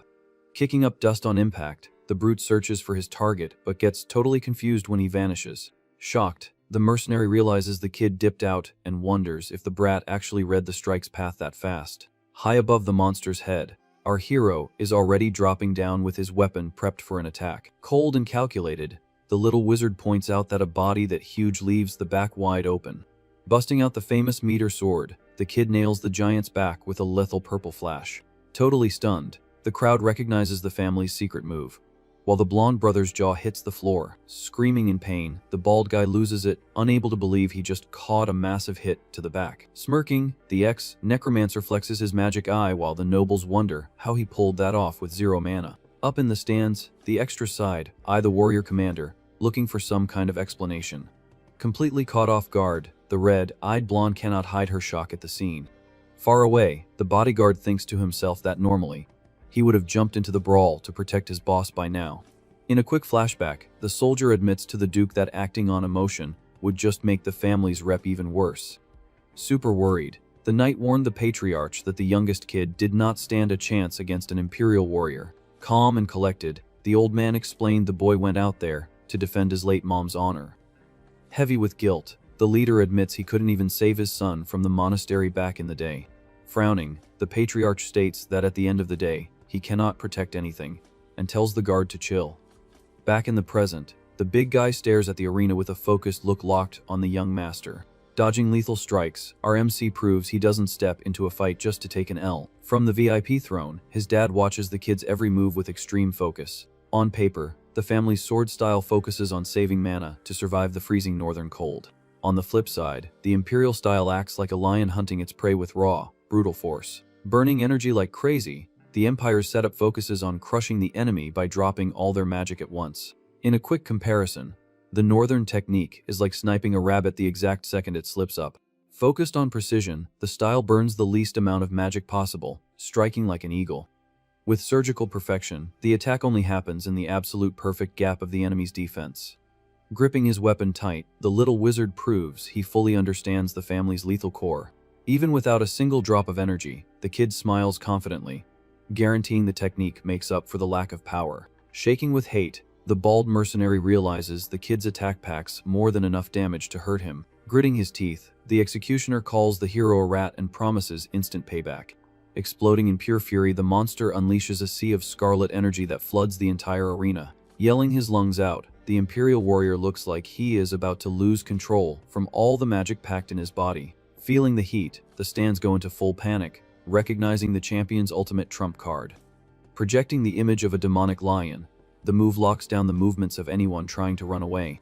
Chilling in the middle of the storm, the platinum boy just laughs in the face of the juiced up brute. Believing the tables have turned, the giant drops the strike, screaming that the win is already his.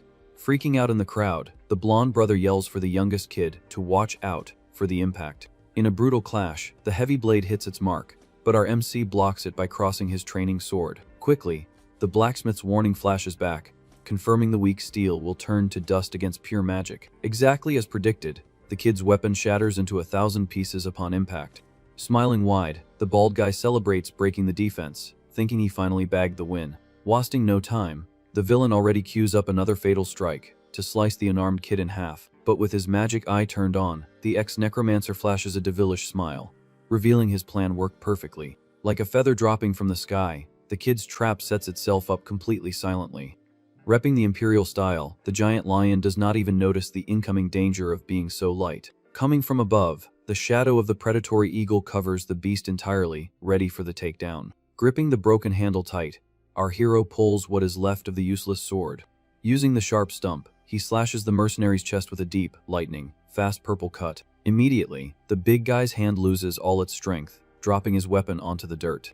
Watching the surgical strike, the patriarch raises his voice, calling an end to the match. Around the arena, everyone is in absolute shock, and the scammer count gulps hard hearing the official loss.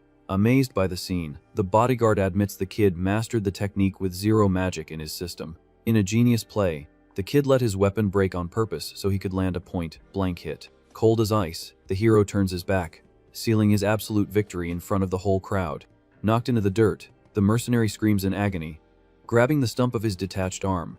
Racing against the clock, the medics rush the field to save the loser from bleeding out. Ignoring the chaos, the platinum boy watches the doctors flash healing light onto the nasty injury. Curious about the medical tech of this era, the kid asks if they can actually glue the arm back on. Disappointed, he hears that magic only seals the wound, and the big guy is going to need a prosthetic. Complaining in his head about how outdated healing spells are, the kid gets called out by his dad's voice. With a serious face, the patriarch asks if the youngest kid doesn't feel a single ounce of pity for the damage he caused. Catching his own massive slip up, the ex-wizard sweats cold, realizing he acted way too unbothered for a normal kid. Quickly, he grabs his head and fakes being dizzy from nerves to throw the old man off his scent. Nearby, the traitor count loses his mind, remembering the massive bag he dropped on that useless mercenary. Demanding the bet's payout, the patriarch tells his rival to confess his crimes, but the scammer just yells his refusal. Foaming at the mouth, the coward plays the victim, crying that he already lost his son and his house's top fighter. Before he can finish his pity party, the old man's head goes flying from a clean, violent swing by the kid. Locking his focus on the deceased, the main character calls out the traitor's name without showing a single drop of emotion. Slowly, the rival leader's headless body drops heavy, staining the arena red. Already in the spirit world, the preppy guy's soul feels the cut on his neck and hears his executioner's cold voice. Getting right up in the ghost's face, the little wizard orders the sinner to confess everything to the true Northern Lord. In a creepy whisper, the hero demands the soul to get on its knees and beg for divine mercy. Instantly, a dark flame wraps around the spirit, locking in the scumbag's endless punishment. Taking on his legendary Grim Reaper form, the Necromancer judges the traitor in the underworld without blinking. Wrapping up the bizarre scene, the ghost screams in pure agony as it gets consumed by the purple fire of eternal doom. Holding the traitor's soul, the executioner announces that it is time to pay up for his sins. Right after, fierce dogs spawn from the beyond, growling and ready to bite. Without an ounce of pity, the dogs attack the ghost under orders to make him listen to the howls of the lives he took. Shaking with terror, Delkin hears that he literally created this nightmare himself while he was alive. Screaming in agony, the coward melts while getting chewed up by the exact same dogs he used to mistreat. Completely falling apart, the traitor's face turns into a creepy pile of mush in the middle of his endless torture. Back in the real world, the young platinum boy takes a deep breath, keeping up his usual act. Suddenly, the crazy priest pops up behind him, giving the kid a massive jump scare. Flashing a cynical smile, our MC says he is going to reward the bone monster for helping out in the fight. Using a release spell, the wizard breaks the skeleton's curse, handing his ally some eternal rest. Turning to dust in the wind, the freed soul says thanks. But the kid wonders what the real reason behind his respawn is. Wasting no time, the religious dude mentions he did not expect to see the little boss using pure necromancy. Suspicious, the hero wonders if the psycho saw the whole thing and demands to know who he really is. Hiding in the shadows, a mysterious hooded guy tells the kid he does not need to know anything. Using dark magic, the intruder funnels energy right over Dalton's body. Instantly, the dead guy's eyes glow with a weird blue light. Spooking everyone, the little villain's reanimated body starts getting up like a walker. Worried, the platinum boy recognizes the corpse control art his opponent is using. Smirking with absolute sarcasm, the hooded guy claims the dead kid's frame is going to be super useful. Far away, Aaron waves excitedly at bodyguard Dunkel, wanting to spill the tea on the little boss's childhood. Locked in on his mission, the knight brushes the chat off, saying he will listen to her stories later. Holding the emergency scroll, the soldier tries to figure out why the young guy is carrying something so dangerous. Stressed about the 3-hour delay, the warrior has a gut feeling something terrible went down in the woods. Ready to ride out, Dunkel hops on his horse, but gets blocked by the Branch family's guards. Looking completely unbothered, the men tell him to wait since the tournament is still going on. Catching the crest on their armor, the blonde guy realizes these are Dalton's personal escorts. Furious at the blockade, the Rhineland commander threatens to throw hands if they try to stop him from passing. With a dead serious stare, he makes it clear he will not hesitate to use force. Dropping a quick warning to the maid, the warrior says he is going after the kid right now. Worried, he tells Aaron to head back to the mansion with the priest ASAP. Spooked, the little girl spills that the white-haired holy man just vanished with a super serious look on his face. Instantly, the blonde guy remembers our MC's warning about the religious dude being highly suspicious. Without a second thought, the knight spurs his horse and takes off toward the danger. Boiling with rage, the soldier bites his glove, realizing the priest's disappearance confirms things are bad. Galloping like crazy, the warrior prays nothing messed up happened to the youngest kid. Deep in the woods, our boy complains that he is out of magic juice and cannot use any necromancy. Surrounded by reanimated monsters, the wizard knows he is not going to last long running on empty. Charging in as a pack, the walkers get the order to eliminate the platinum kid with zero mercy. Even though he is weak, the hare mocks his rival, calling him stupid for thinking he can take him out using his own magic. Clenching his fist hard, the kid activates the glowing moon symbol on his hand. Growling with hunger, the undead rush straight at our MC with everything they've got. Flashing a confident smirk, the guy announces the enemy just made the biggest mistake of his life. Totally confused, the hooded necromancer cannot figure out where all this swagger is coming from. Suddenly, the giant garrison drops from the sky, squashing the creatures with devastating punches. Packed with golden energy, the brute glows bright, charging up a holy light spell. Cleansing the area, the divine strike vaporizes the undead horde in a massive blast. Chilling, the holy warrior tells the little boss to take a breather, because he is safe now. Shaking with fear, the hooded guy demands to know who this suited monster is. Straight up, the giant drops his name, Garrison, one of the most feared proxies of the Holy Order. Historically, the proxies are known as the 3 human weapons, reporting directly to the Pope. As the Empire's ultimate military muscle, they are the only ones who can actually wield holy relics. Legend says that just one of these warriors hits as hard as an entire fortress. Crushed by the pressure, the Necromancer tries to back up, trembling in pure terror. With a flawless hit, the priest launches the intruder away, instantly shattering his defense. Badly hurt, the criminal asks which of the 3 proxies is standing in front of him. Famous for his unbeatable physical strength, the cleric tells the little boss not to stress about a thing. Flashing a sharp smile, the giant announces that backup has finally arrived on the battlefield. Heavy footsteps echo on the grass as the monster in a robe pushes toward the rest of the horde.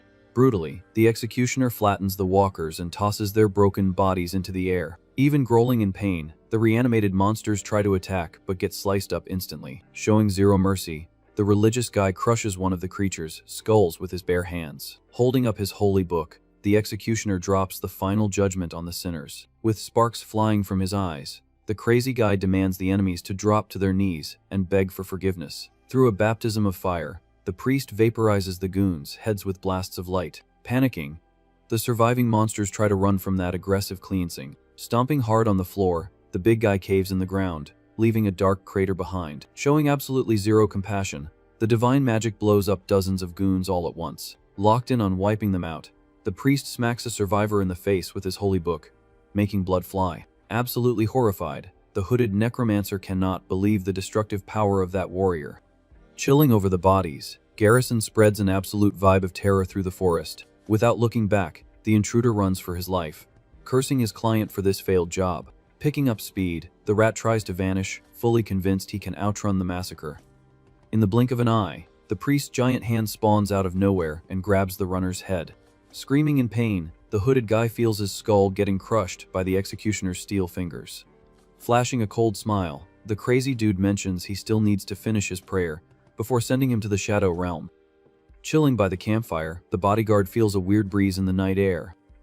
Looking dead serious, the Platinum Boy warns him that some things should never be talked about with anyone. Totally confused, Soldier Dunkel stutters, not understanding the sudden vibe shift. Suddenly, a high-pitched scream from Maid Aaron shatters the silence, making them both jump. Far away, a desperate scream echoes across the town's rooftops under a creepy fog. Panicking, the locals run through the streets, dodging swarms of starving walkers that crashed the place. Baring their teeth, the shadow creatures rush in, biting anyone who slips up in their way. Moving fast, Knight Dunkel jumps into action, slicing through the monsters to clear a path. Shocked by the swarm, the soldier yells for the young master, fearing the worst. With his sword blazing with purple fire, our kid chops down a zombie with one surgical strike. Showing zero panic, the kid turns his head and coldly asks why his guard is just standing there. Straight to the point, the Platinum Boy orders the warrior to go save the villagers without wasting a second. Grateful for the save, the survivors nervously ask who this white-haired young hero is. Skipping the thank yous, the hero demands to know when these freaks started popping up around here. Checking out the bodies, the wizard notices the spell is exactly the same as the one that hit him in the woods. Shaking with fear, a local spills that it all started 2 months ago after the Count locked up the mine. While venting, the guy reveals the monsters were actually their own neighbors, leaving our MC totally stunned. In a burst of desperation, the villager grabs the Platinum Kid's collar, demanding to know if he really is a Rhineland. Tightening his grip, the guy demands answers, while Dunkel steps in, telling him to let go of the young boss. Crying tears of rage, the villager yells that they begged for help for 2 months and nobody bothered to answer.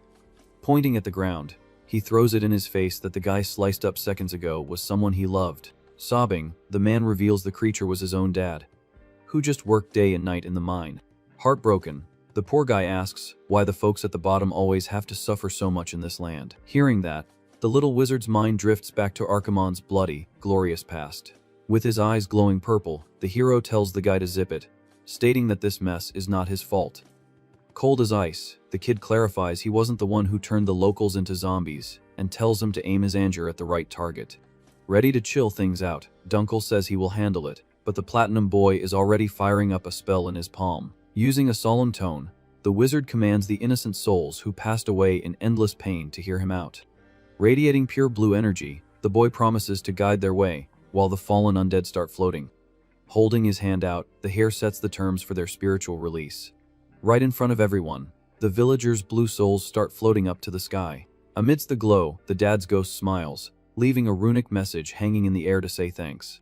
Giving a quiet nod, the Platinum Boy accepts the message, showing massive respect for their pain. Jaw dropped, Dunkel recognizes the legendary soul resonance technique. Mind blown, the survivors remember this spell was used 200 years ago to free the fallen from the plague. Crying happy tears, the son says goodbye to his dad's spirit, who finally finds peace. Shooting up into the sky, the light beams wipe away the darkness of that cursed night. Step by step down the dark road, the duo keeps moving in silence under the night sky. Following the locals' directions, our MC knows the straight path through the mountain leads right to the mine. Without stalling, Knight Dunkel asks what the kid talked about with the spirits before they left. Keeping it vague, the boy says it was no big deal and tries to change the subject. Pushed by the guard's nosiness, the kid just admits the ghosts said thanks for setting them free. But right after, the Platinum Kid confesses they begged for payback against the killers. Looking serious, the soldier repeats the word, payback, feeling the heavy vibe of that reveal. Disturbed by his suspicions, the warrior recalls the demon Archimond legends and the vow of silence. Gripping his sword hilt tight, the knight decides to clear this story up once and for all. Pointing his blade right at the kid's back, the soldier demands to know his true identity. Jumping back to the past, the warrior's mind remembers when little Clean first came back to the dukedom. Back then, everyone knew the cursed kid had spent 7 years locked up in a secluded monastery. But the scariest part about the little guy was his dark, empty stare. A kid who showed zero emotion. On his very first day back, the horror kicked off with screams echoing through the estate's gardens. Freaking out, the maids found a cat taking a permanent nap right on the main castle's kitchen floor. The next day, another feline showed up lifeless in the yard, and a third one right after. In total, 7 cats were found completely wiped out around the castle in a super creepy way. Full of gossip, the staff whispered that the boy's bloodline was cursed by the demon himself. Unbothered by the tense vibe, the little boss spent his days just staring out the window at nothing. Even knowing the rumors, young Dunkel thought the kid was way too young to be messing with real necromancy. Suddenly, weird footsteps in the hallway catch the knight's attention in the middle of the night. In the pitch black, a mysterious lantern slowly moves through the dark palace. Suspicious, the soldier follows the light and spots little Clean walking around aimlessly by himself. Curious, the warrior wonders where a kid that age would be going so late at night. Moving quietly, the platinum boy steps forward, holding the metal lantern tight. Trailing right behind him, Dunkel tracks the kid to the edge of some super creepy woods. With crows flying overhead, an abandoned graveyard pops up in the thick brush, giving off serious chills. Hiding behind the trees, the soldier tries to figure out why the little boss is hanging out in a dead zone. Blocked by the giant tombstones, the warrior decides to inch closer to see what is going down. Suddenly, a bright flash scares the knight, who yells for the young master while pulling his sword out of pure reflex. To the soldier's shock, the little guy was surrounded by the 7 cats that were supposed to be completely checked out.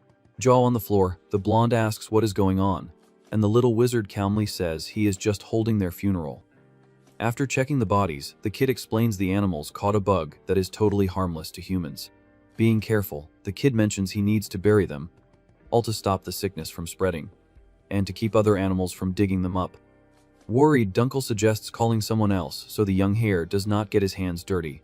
Dead serious, the little guy replies that it does not matter who does it, as long as the job gets done right away.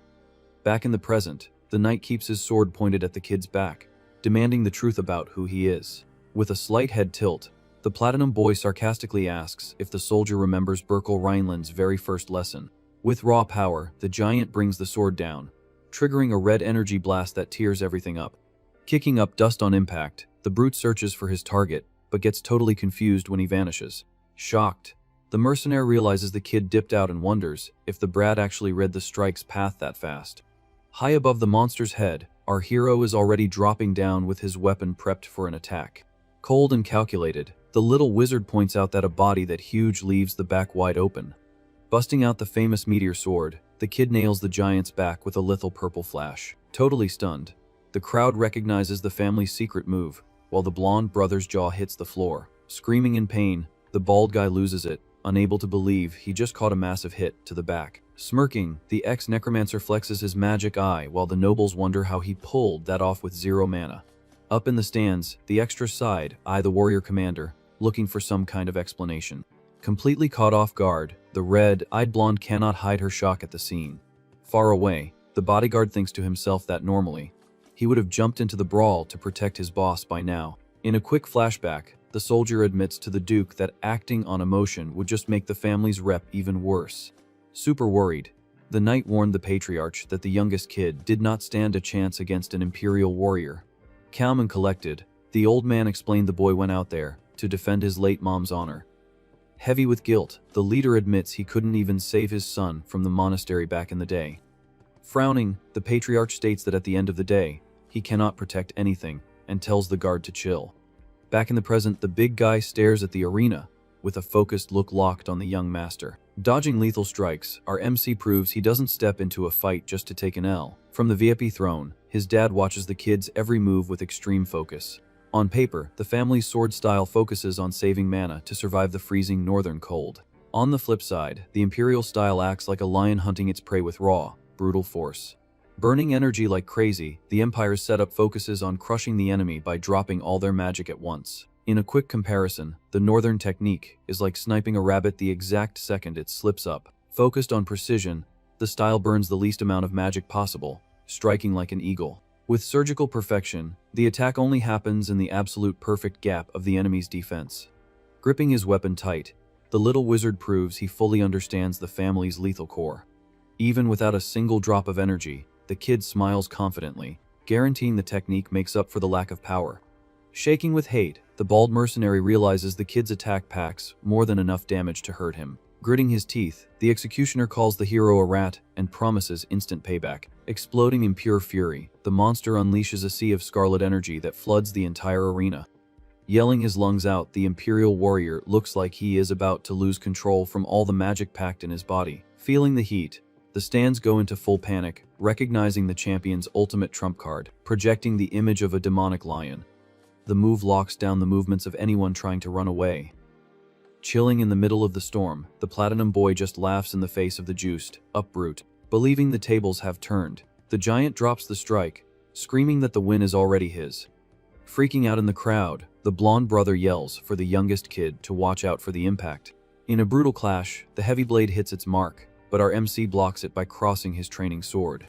Quickly, the blacksmith's warning flashes back, confirming the weak steel will turn to dust against pure magic. Exactly as predicted, the kid's weapon shatters into 1,000 pieces upon impact. Smiling wide, the bald guy celebrates breaking the defense, thinking he finally bagged the win. Wasting no time, the villain already cues up another fatal strike to slice the unarmed kid in half. But with his magic eye turned on, the ex-Necromancer flashes a devilish smile, revealing his plan worked perfectly.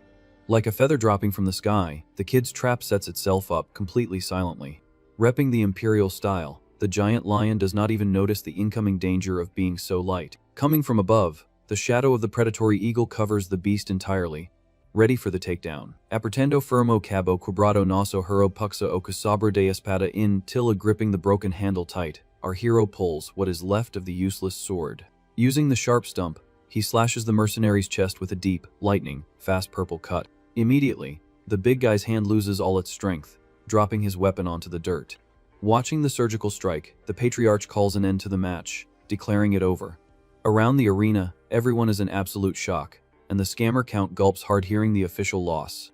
Amazed by the scene, the bodyguard admits the kid mastered the technique with zero magic in his system. In a genius play, the kid let his weapon break on purpose so he could land a point-blank hit. Cold as ice, the hero turns his back, sealing his absolute victory in front of the whole crowd. Knocked into the dirt, the mercenary screams in agony, grabbing the stump of his detached arm.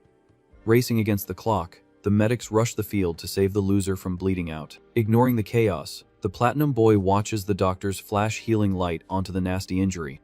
Curious about the medical tech of this era, the kid asks if they can actually glue the arm back on. Disappointed, he hears that magic only seals the wound, and the big guy is gonna need a prosthetic. Complaining in his head about how outdated healing spells are, the kid gets called out by his dad's voice. With a serious face, the Patriarch asks if the youngest kid doesn't feel a single ounce of pity for the damage he caused. Catching his own massive slip up, the ex-wizard sweats cold, realizing he acted way too unbothered for a normal kid. Quickly, he grabs his head and fakes being dizzy from nerves to throw the old man off his scent. Nearby, the traitor Count loses his mind, remembering the massive bag he dropped on that useless mercenary. Demanding the bet's payout, the Patriarch tells his rival to confess his crimes, but the scammer just yells his refusal. Foaming at the mouth, the coward plays the victim, crying that he already lost his son and his house's top fighter. Before he can finish his pity party, the old man's head goes flying from a clean, violent swing by the kid. Locking his focus on the deceased, the main character calls out the traitor's name without showing a single drop of emotion. Slowly, the rival leader's headless body drops heavy, staining the arena red. Already in the spirit world, the preppy guy's soul feels the cut on his neck and hears his executioner's cold voice. Getting right up in the ghost's face, the little wizard orders the sinner to confess everything to the true Northern Lord. In a creepy whisper, the hero demands the soul to get on its knees and beg for divine mercy. Instantly, a dark flame wraps around the spirit, locking in the scumbag's endless punishment. Taking on his legendary Grim Reaper form, the Necromancer judges the traitor in the underworld without blinking. Wrapping up the bizarre scene, the ghost screams in pure agony as it gets consumed by the purple fire of eternal doom. Curious about the vibe, bodyguard Dunkel looks up at the sky, but ignores the freezing breeze. Flashing a terrifying look, the Platinum Kid warns him never to bring up that forbidden topic again. Completely stunned, the soldier stammers, not understanding why the boy reacted so aggressively. Suddenly, a terrified scream from little Aaron shatters the camp silence. Far away, a desperate yell echoes across the village rooftops under the dark night. Panicking, the locals run through the streets, escaping from starving reanimated monsters. Baring their teeth, the shadow creatures charge forward, biting anyone who hesitates. Moving at lightning speed, Warrior Dunkel uses his light sword to slice up the freaks. Worried about his safety, the knight yells for the little boss, fearing the worst.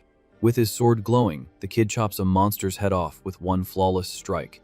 Showing zero fear, the kid turns his head and asks why his partner is just standing there. Straight to the point, the Platinum Boy orders the soldier to go save the villagers right away. Standing in front of the locals, the knight introduces the boy as the alleged heir of the famous Rhianland family. Skipping the thank yous, the hero wants to know when these freaks started spawning around here. Checking the bodies, our MC realizes the reanimation magic is identical to the one that hit him before. With his voice shaking in terror, a local reveals it all started 2 months ago, after the mine was closed. Sounding completely broken, the guy explains that the monsters were actually their own neighbors. Desperate, the villager grabs the Platinum Kid's shirt, aggressively demanding answers. Yanking hard, the man demands the truth while the knight steps in to break them up. Crying angry tears, the peasant yells that they begged the nobles for help for 2 months without a single reply. Pointing his finger at the courtyard, the villager screams that the creature defeated earlier was someone super close to him. Crying his eyes out, the guy reveals the sliced up zombie was his own hardworking dad. Heartbroken, the poor guy questions why the weakest always have to suffer so much in life. Right then, the main character's mind flashes back to Archimonde's bloody, glorious past. With his eyes glowing purple, the kid tells the man to shut up, having zero patience for this guilt trip. Cold as ice, the Platinum Boy states he didn't turn anyone into a zombie, and tells him to aim his anger at the real culprit. Ready to calm things down, Dunkel offers to take care of the people, but the kid is already firing up his magic. In a solemn tone, the wizard commands the innocent souls who died in pain to listen up. Glowing with blue energy, the boy promises to guide their way, while the bodies start to float. With his hand out, the hero dictates the terms of the new spiritual summoning. Right in front of everyone, the dead folks' blue souls leave their bodies and rise to the sky. Mid-spell, the dad's ghost smiles gratefully, leaving runic marks in the air. With a subtle nod, the Platinum Boy accepts the thanks and shows respect for the people's pain. Jaw dropped, Knight Dunkel recognizes the mystic soul resonance technique. Mind blown, the peasants remember this spell was used 200 years ago in the north. With tears in his eyes, the kid says goodbye to his dad's spirit, who finally gets to rest. Shooting toward the sky, the blue beams purify that cursed night. Step by step down the dirt road, the duo keeps traveling toward the mountain under the starlight. Based on the villagers' directions, our MC knows the straight path leads right to the mine's entrance. Without stalling, Knight Dunkel asks what the young master was talking about with the ghosts. Keeping it vague, the Platinum Boy plays dumb, pretending it wasn't anything major. Facing the guard's curiosity, the kid just says the ghosts said thanks for the release. But in the very next sentence, he confesses the souls begged for payback against their killer. Looking serious, the warrior repeats the word, payback, feeling the dark weight of their journey. Troubled by his suspicions, the blonde guy remembers the day he thought the youngest kid might be the demon reincarnated. With a firm grip on his sword hilt, the soldier decides to clear up this story for good. Pointing his blade at the kid's back, the blonde demands to know his real identity. Jumping back into the past, the guard's mind remembers the first day he met the little master. Back then, everyone knew the cursed kid spent 7 years locked away in an isolated monastery. But the weirdest part was the dark, empty stare of a kid with zero human emotion. Right on his first day back, the terror kicked off with screams echoing through the mansion. Freaking out, the maids found a cat that had checked out for good lying in the middle of the main kitchen. The very next day, another feline popped up lifeless in the garden, and one more right after. All in all, a total of 7 cats were found wiped out in a super creepy way around the castle. Full of gossip, the staff spread rumors that the kid's bloodline carried cursed shadow blood. Unbothered by the chaos on the estate, the little boss spent his days glued to the window looking at nothing. Even knowing the rumors, young Dunkel thought the boy was way too innocent to summon actual necromancy. Suddenly, weird footsteps in the dark hallway grabbed the knight's attention. Lighting up the pitch black, a mysterious lantern slowly moves in the middle of the night. Suspicious, the soldier follows the light and sees the little Platinum Kid walking alone in his PJs. Curious, the hero wonders where a kid would be going at this hour. Moving quietly, the Platinum Boy steps forward, holding the metal lantern tight. Right on his tail, Dunkel tracks the kid to the edge of a creepy forest that gives serious chills. Surrounded by crows, an abandoned graveyard shows up at the end of the dark trail, hiding behind the tombstones. The warrior tries to figure out why the little boss is out there. Because of the giant graves, the soldier decides to sneak closer to spy on the scene. Suddenly, a bright flash scares the knight, who yells for the young master, pulling his sword out on pure reflex. To the guard's shock, the kid was sitting on the grass taking care of the 7 felines that looked perfectly alive again. In another scene, it reflects on how crossing over is usually compared to sleeping, where the body drops its exhaustion and karma. Slowly, the defeated necromancer's eyes start to open in the dark. Totally confused, the woman fully wakes up, trying to figure out what is going on. Touching the ground, she realizes she is lying in a puddle of dark water. Completely disoriented, the villain sits up in the wet area, surrounded by bizarre floating pillars. Jumping up in a panic, the criminal asks what this place is, while a voice announces she is finally awake. The creepy tone declares that this is the place beyond where souls arrive, revealing the dreaded underworld. Shaking in her boots, the woman turns slowly to face the source of that scary voice. Refusing to believe it, she denies this is the great beyond and tells the guy to stop talking nonsense. Looking imposing with his scythe, Archimonde warns her that her panic just proves the reality hasn't hit her yet. With a piercing stare, the Dark Lord coldly asks if they can finally get started. Sweating bullets, the woman hears the sentence that it is time for her sins to be judged. Spinning the legendary weapon, the Master of the Shadows announces the condemnation in his own name. Instantly, it clicks for the criminal as she recognizes the title of the historic walking disaster. Standing right in front of her is the monarch who built the biggest undead army and ruled necromancy on the continent. The king of necromancers reaches out his hand and drops an absolute order for her to take a step forward. Totally in shock, the woman holds her breath, completely unable to react. Against her own will, the criminal gets dragged through the air, asking why her body is moving on its own. Throwing the truth in her face, the judge lists how she turned innocent people into torture test subjects. Showing zero pity, he reminds her that she trapped people on the edge of fading out just to feed her sick, twisted desires. Screaming in despair, the necromancer refuses to accept this, since the Lord is supposed to be long gone. With red splashing around, the executioner agrees, reminding her it has been 200 years since his fall. Standing in the dark, the woman hears that her biggest mistake was treating the fallen like cheap, disposable tools. Staring down his prey, the ancient demon dictates exactly what is going to happen from here on out. To the sound of a creaking coffin, the final sentence declares she is about to become the master's newest tool. In absolute panic, the criminal takes a misstep, backing up into the dark water. Flailing her arms frantically, she begs the Grim Reaper to hold on a second. With her eyes wide, the woman screams, demanding to know what becoming a tool actually means. Letting out a screech, the villain gets brutally yanked deep into the beyond. With zero chance to defend herself, the necromancer drops one last scream of denial before vanishing. Watching the coffin close, the executioner coldly asks if the sinner is scared of the end. Spinning the blade hard, the Lord tells the woman to rest in peace for now. With a massive, overpowered flex, the ancient monarch promises they are going to meet again real soon. Cutting through the dark, the woman's scream of agony echoes during the final strike. Waking up spooked and gasping for air, the criminal realizes she is back in the real world inside the mine. Crying happy tears, she celebrates, thinking she didn't cross over, and that it was all just a wild nightmare. Right next to her, the villager who tagged along for the mission is super emotional that he survived. Totally confused, the villain hears someone mention it is unbelievable that only her head is left over. Letting out a scream of terror, the woman comes face to face with the platinum kid staring at her looking bored. Sweating cold, the peasant looks at the wrecked scene and asks in shock if the young master did all that by himself. While the detached head screams in confusion, the little wizard ignores her and tells the knight to get to work. Desperate, the necromancer yells, demanding to know what happened and why she is just a talking noggin now.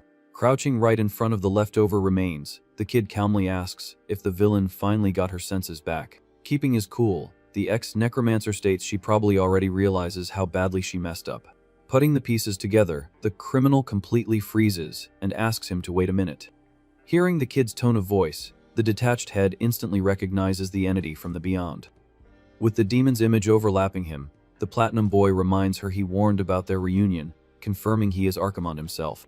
Seeing his reflection in her eye, The woman loses it, realizing it wasn't a dream, and the rumors about the kid were 100% real. Before the hysterical lady can scream the truth to everyone, the little wizard puts a finger to her lips, telling her to shush. Keeping the secret locked down, the hero orders his prisoner to shut her mouth immediately. Cutting to the chase, the Platinum Boy demands she drop all the intel he wants to know. Flashing a scary look, the ex-villain asks who sent her and how many allies are chilling in the area. Offering a deal, the kid promises a quick fade out if she talks, but threatens to give her eternal life if she refuses. Crying tears of pure panic, the villain realizes this immortality would mean living forever as just a head. Without an ounce of pity, the main character confirms she would spend eternity rotting away exactly like that. Lifting her head up by the hair, the puppet master challenges the woman to see how long she can go without crying. Later on, the focused peasant writes down all the dirty secrets she spilled into a makeshift notebook. Wrapping up the writing, the guy says he got everything down perfectly, and our MC approves the work. Tired of how bad that hole smells, the young master turns his back and tells his ally to bounce. Tossed on the ground, the necromancer's head yells in anger, asking what is going to happen to her now. Desperate for a little pity, the villain reminds him she already spilled absolutely everything the kid asked for. Flashing a creepy smile in the dark, the Platinum Boy pretends he forgot about their deal. Crying happy tears, the woman says thanks for finally getting the right to cross over and rest in peace. Pulling magic energy into his hands, the little wizard guarantees he always keeps his promises. Moving fast, the hero throws the spell right at the remains lying in the dirt. Walking away, the kid coldly mentions her head just needs to hang in there for about a week or so. Across the cave floor, dozens of roaches start crawling out, drawn in by the spell. Facing a disgusting army of bugs, the woman hears that the roaches are going to do the favor of eating her nice and slow. Absolutely horrified, the criminal watches the massive swarm heading straight for her face. Unable to move a muscle, the prisoner screams in agony, feeling the pests crawling all over her skin. Flashing a sadistic mission, accomplished smile, the ex-necromancer says thanks for the hard work of his brand new tool. With roaches crawling literally inside her eye, the sinner suffers the worst torture imaginable, screaming in pure agony. Left to rot, her scream cursing Archimonde's name echoes off the cold walls of the mine. Far away from that slaughterhouse, the day breaks peaceful, lighting up the massive Rhineland family estate. Inside the luxury office, Duke Heinkel checks the reports with an incredibly serious look on his face. Holding the paperwork, Duke Heinkel asks if the intel about the Empire letting necromancers loose in the north, with the Holy Order turning a blind eye, is actually true. Calling the kid by his name, the noble waits for Clean to confirm if the document they got is legit. At that moment, the main character reports he found about 150 walkers in the mine and points out that the local nobles are way too busy with political drama to care. Instantly, Clean's dad orders the butler to dispatch knights to those spots and call for border backup to lock down the threat. Locking eyes with his son again, the Duke gives him major props for the solid work during that risky investigation. Trying to keep a low profile, the hero gives all the credit to Commander Dunkel's help and mentions they decided to keep the whole necromancy thing under wraps for now. On the inside, our main character is praying the commander actually keeps his mouth shut about the forbidden magic he used in the cave. With that, Heinkel slides a small object across the desk, telling his son to take it. Surprised, the kid listens to his dad explain that he was planning to hand out a few more hardcore missions before finally giving him the item. The metal piece sitting on the wood is the official wolf emblem that represents the feared knights of the Rhineland family. Naming the kid an apprentice knight, the Duke feels the reward is a bit light for his hard work, but gets cut off right away. Hyped about the outcome, the young master confidently states that the promotion is more than enough for him. The family leader stays quiet for a second, just taking in how solid the new knight's attitude is. Then, Heinkel wraps up the chat, telling his son to go get some rest, and gets a formal thank you in return. Wasting no time, the young guy walks out of the office, shutting the heavy double doors right behind him. Mind blown by the numbers in the report, the butler lists the crazy enemies they faced on the mission and gets ordered to send a letter to the Duke's brother. Confused by the request, Berkman tries to question the call, since that guy doesn't usually show up for just anything. Standing firm, the noble tells the worker to drop a line in the message, saying that the genius they spent their whole lives looking for has finally been found right here. Walking down the palace's massive hallways, Clean laughs to himself, thinking about the irony of becoming a knight out of nowhere. The main character feels a huge wave of relief because the knights' quarters are a strict military zone, meaning no randoms can just stroll in. Feeling good about his new rank, the ex-villain figures the purifying priest won't have any more openings to cross his path. Gripping his brand, new emblem, the hero hypes himself up on his mission to bring back the Rhineland family's old school glory. Hyped about the rank up, the kid picks up the pace and starts plotting his next move in the Empire. Out of nowhere, Maid Arin comes sprinting down the hall and crashes hard right into the new recruit's chest. With his back aching from the hit, the boss jokes around, asking if the girl is really that desperate for cookies. Offended, the worker tries to hide her snacking, but the hero quickly points out the sweet crumbs all over her face. Changing the subject super fast, the girl tells him to hit up the kitchen for some real food, if he is hungry. Freaking out, the maid remembers why she was running and yells that the dangerous priest Garrison is inside the palace looking for him. Hearing the Necromancer hunter's name, our main character completely freezes mid-conversation.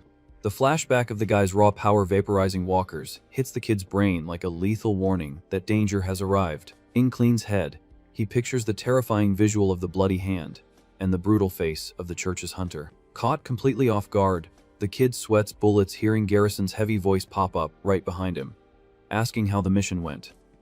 Tense to the max, our main character hears the priest mention he has been waiting for him for a while now. Rocking a totally intimidating vibe, the visitor greets the young master by his full name, making it crystal clear that his peace and quiet just officially ended. Desperate, the guard screams the young master's name at the top of his lungs. Throughout the forest, multiple soldiers spread out, yelling for the hero who vanished into the darkness. Swapping intel, the search party confirms they haven't found a single trace of the kid in the area. Sweating bullets, one of the guards warns that the purification ritual is about to start and begs for the kid to show up. Hiding up high, the MC gets annoyed, remembering that the darn priest hung him up in his birthday suit last time. While the soldiers decide to check around the mansion, the kid crosses his fingers, hoping they'll get lost already. Up on the tree branch, exhaustion hits hard and the former bad guy accidentally dozes off. Waking up completely spooked, the little wizard has a nightmare about the priest and starts freaking out. Losing his balance, the kid tumbles from the branch, realizing just how dumb it was to take a nap up there. Sticking the landing, the hero figures the search party has wrapped up and decides to head back home. Suddenly, a weird noise grabs his attention, giving him an immediate jump scare. Circling the tree, monstrous creatures roar loudly, revealing themselves as the dreaded northern grizzly bears. With a fierce glare, the beasts show exactly why they're the top predators of that freezing wasteland. Packed with aggression, these beasts rock claws perfectly designed to shred everything in their path. Unable to use his dark magic, the kid sits in his hiding spot, accepting he'll become bear snacks if he tries to make a run for it. Shivering to the bone, the kid curses the freezing northern weather as time ticks away. Caught up in his memories, he remembers the past where he sacrificed everything for the people who met an unfair end. Faced with the irony of fate, the former lord reflects on reincarnating into the family of the hero, who previously took him out. Even after getting a second chance, the MC complains about still living like a scared runaway. Hugging himself, the kid fights to stay warm in the middle of the freezing forest. Cooing in his mind, voices from the past call him a monster and demand his capture with zero mercy. Shaken by the memories, the insults calling him a cursed child cut straight to the core, curled up into a tight ball. The young master caves to the extreme cold of that brutal night. With his vision blurred from a fever, the little wizard feels his consciousness clock out for good. Surprisingly, the giant Garrison trudges through the snow, carrying the knocked-out kid on his back. Noticing the movement, the priest calmly asks if the young master has finally woken up. Confused, the hero asks if he froze over and went to the bad place, but the big guy laughs and shoots down the theory. Asking about the bears, the kid hears that the priest already handled all of them without breaking a sweat. Stomping his foot, the kid demands to be let go, but the holy man tells him to chill out because of the fever.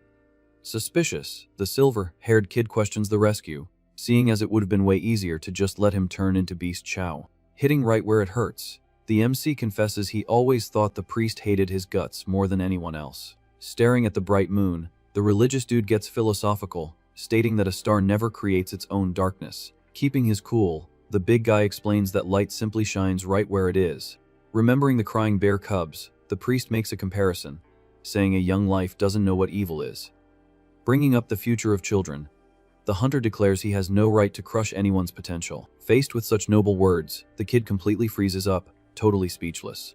Killing the mood, the kid calls out the hypocrisy after all the torment, but the giant lays down one condition.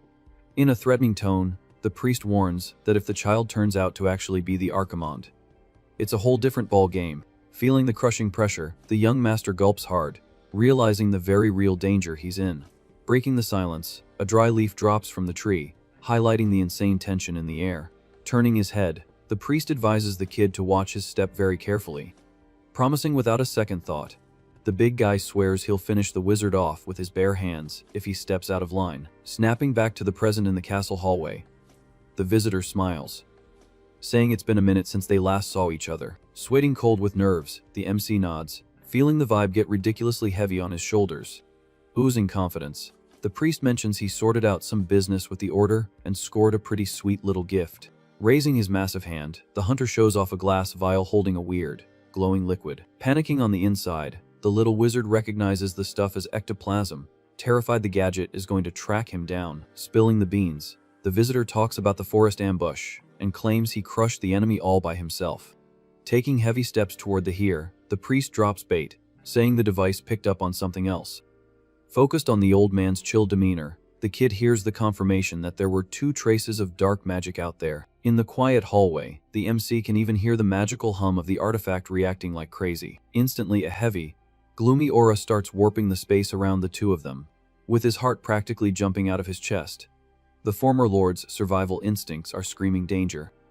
Crunching the numbers, the kid figures that copying the giant is impossible, since he'd get taken out on the spot. Looking terrifying, the big guy demands the kid use dark magic, but the MC shoots down the reckless idea in his head. Confused by the offer, the hero hears that the priest will just write it up as a report if the magic is basic level. With a sharp glare, the hunter declares that the real issue is if the spell matches the Great Lord's mojo. Completely backed into a corner, the young master gets the verdict: there's no escaping his doom if he's the monster. In the little wizard's mind, the sheer power of that beast would smash him into 1,000 pieces in the blink of an eye. Looking down, the kid lets out a bitter smile, remembering the years of misery at the hands of the psycho. Staring the end right in the face, the hero mentions that someone very familiar used to say the exact same thing. Remembering the knight who took him down, the kid confesses that he used to think all that talk was just a bunch of nonsense. Bringing up the whole protecting potential thing, the kid admits he finally gets the divine message. Straight from the soul, the silver-haired kid states he recognizes the giant's sense of justice and knows it isn't just some hateful witch hunt. Owning up to his own mistakes, the former bad guy looks back on his defeat and accepts that he lost everything because he was a total failure. Clenching his fists tight, the little wizard refuses the order to use magic, calling the whole circus a joke. With an unflinching look, the young master declares that he alone calls the shots for his own destiny, and announces he's done running. Faced with this rebellion, the priest lets out a heavy sigh, accepting that the friendly chat is officially over. Tossing his coat aside, the big guy gears up for a brawl, promising to beat the magic right out of him. In a brutal dash, the beast charges forward with fists glowing in pure, destructive holy energy. Backing up fast, the MC sweats cold, knowing he needs to dodge that or he'll get turned into mashed potatoes. Focusing all his body's energy, the kid goes all in on a single survival move. With eyes squeezed shut in extreme focus, the kid looks for the perfect opening in his opponent. Firing up his copy power, the hero mentally begs for just one chance to nail the maneuver. In a spectacular leap, the little wizard barely dodges the devastating impact that shatters the hallway. Noticing the impossible dodge, Garrison freezes up, completely shell-shocked by the kid's agility. With his body low to the ground, the MC mentally does a victory lap over pulling off the move. Meanwhile, the insane impact of the big guy's punch turns the statue and the floor into absolute dust. Spooked by the massive boom, the castle staff show up screaming in panic at the crazy scene. Totally confused, the guards try to figure out why the priest is going all UWE on the young master. Taking advantage of the opening, the kid charges in, determined to strike back while the enemy is distracted. But suddenly, the little wizard hits panic mode when he notices something super important is missing. Staring down the kid, the giant raises a sword and mockingly asks if that was what he was looking for. Mind blown by the empty scabbard, the former bad guy can barely believe he got disarmed so fast. Wasting zero time, the priest draws the stolen blade with a quick and menacing swipe. However, he just chucks the weapon far away, burying the steel right into the hallway floor. Getting the taunt, the MC realizes the enemy ditched the weapon, because he knows a dark mage doesn't need one. With that, the young master is absolutely certain he's done for, while the beast warns that he doesn't need any gear either. Right after that, The hunter charges with zero mercy and fires off a brutal punch straight at the here's face. Despite the incoming danger, the kid shows pure swagger, dodging the heavy fist with insane speed. Causing massive damage, the punch hits the wall and triggers an energy blast that wrecks the castle's structure. Right away, massive stone blocks and debris start crashing down everywhere. The destruction spreads out of control, causing part of the hallway to cave in toward the floor below. In the middle of all this chaos, the guards bravely dive in front of the staff to shield them from the rubble. As soon as the dust settles a bit, the sound of someone coughing hard echoes through all that mess. Desperate over the attack, one of the soldiers points at Garrison and yells to call for backup ASAP. Keeping his cool vibe, the priest straight up ignores the yelling and turns his focus back to his main target. Then, an unknown dude pops up blocking the path, demanding the priest explain the reason behind that crazy attack. With a threatening glare, Heinkel warns that he's going to slice the enemy up with his own sword if he doesn't get a good answer real quick.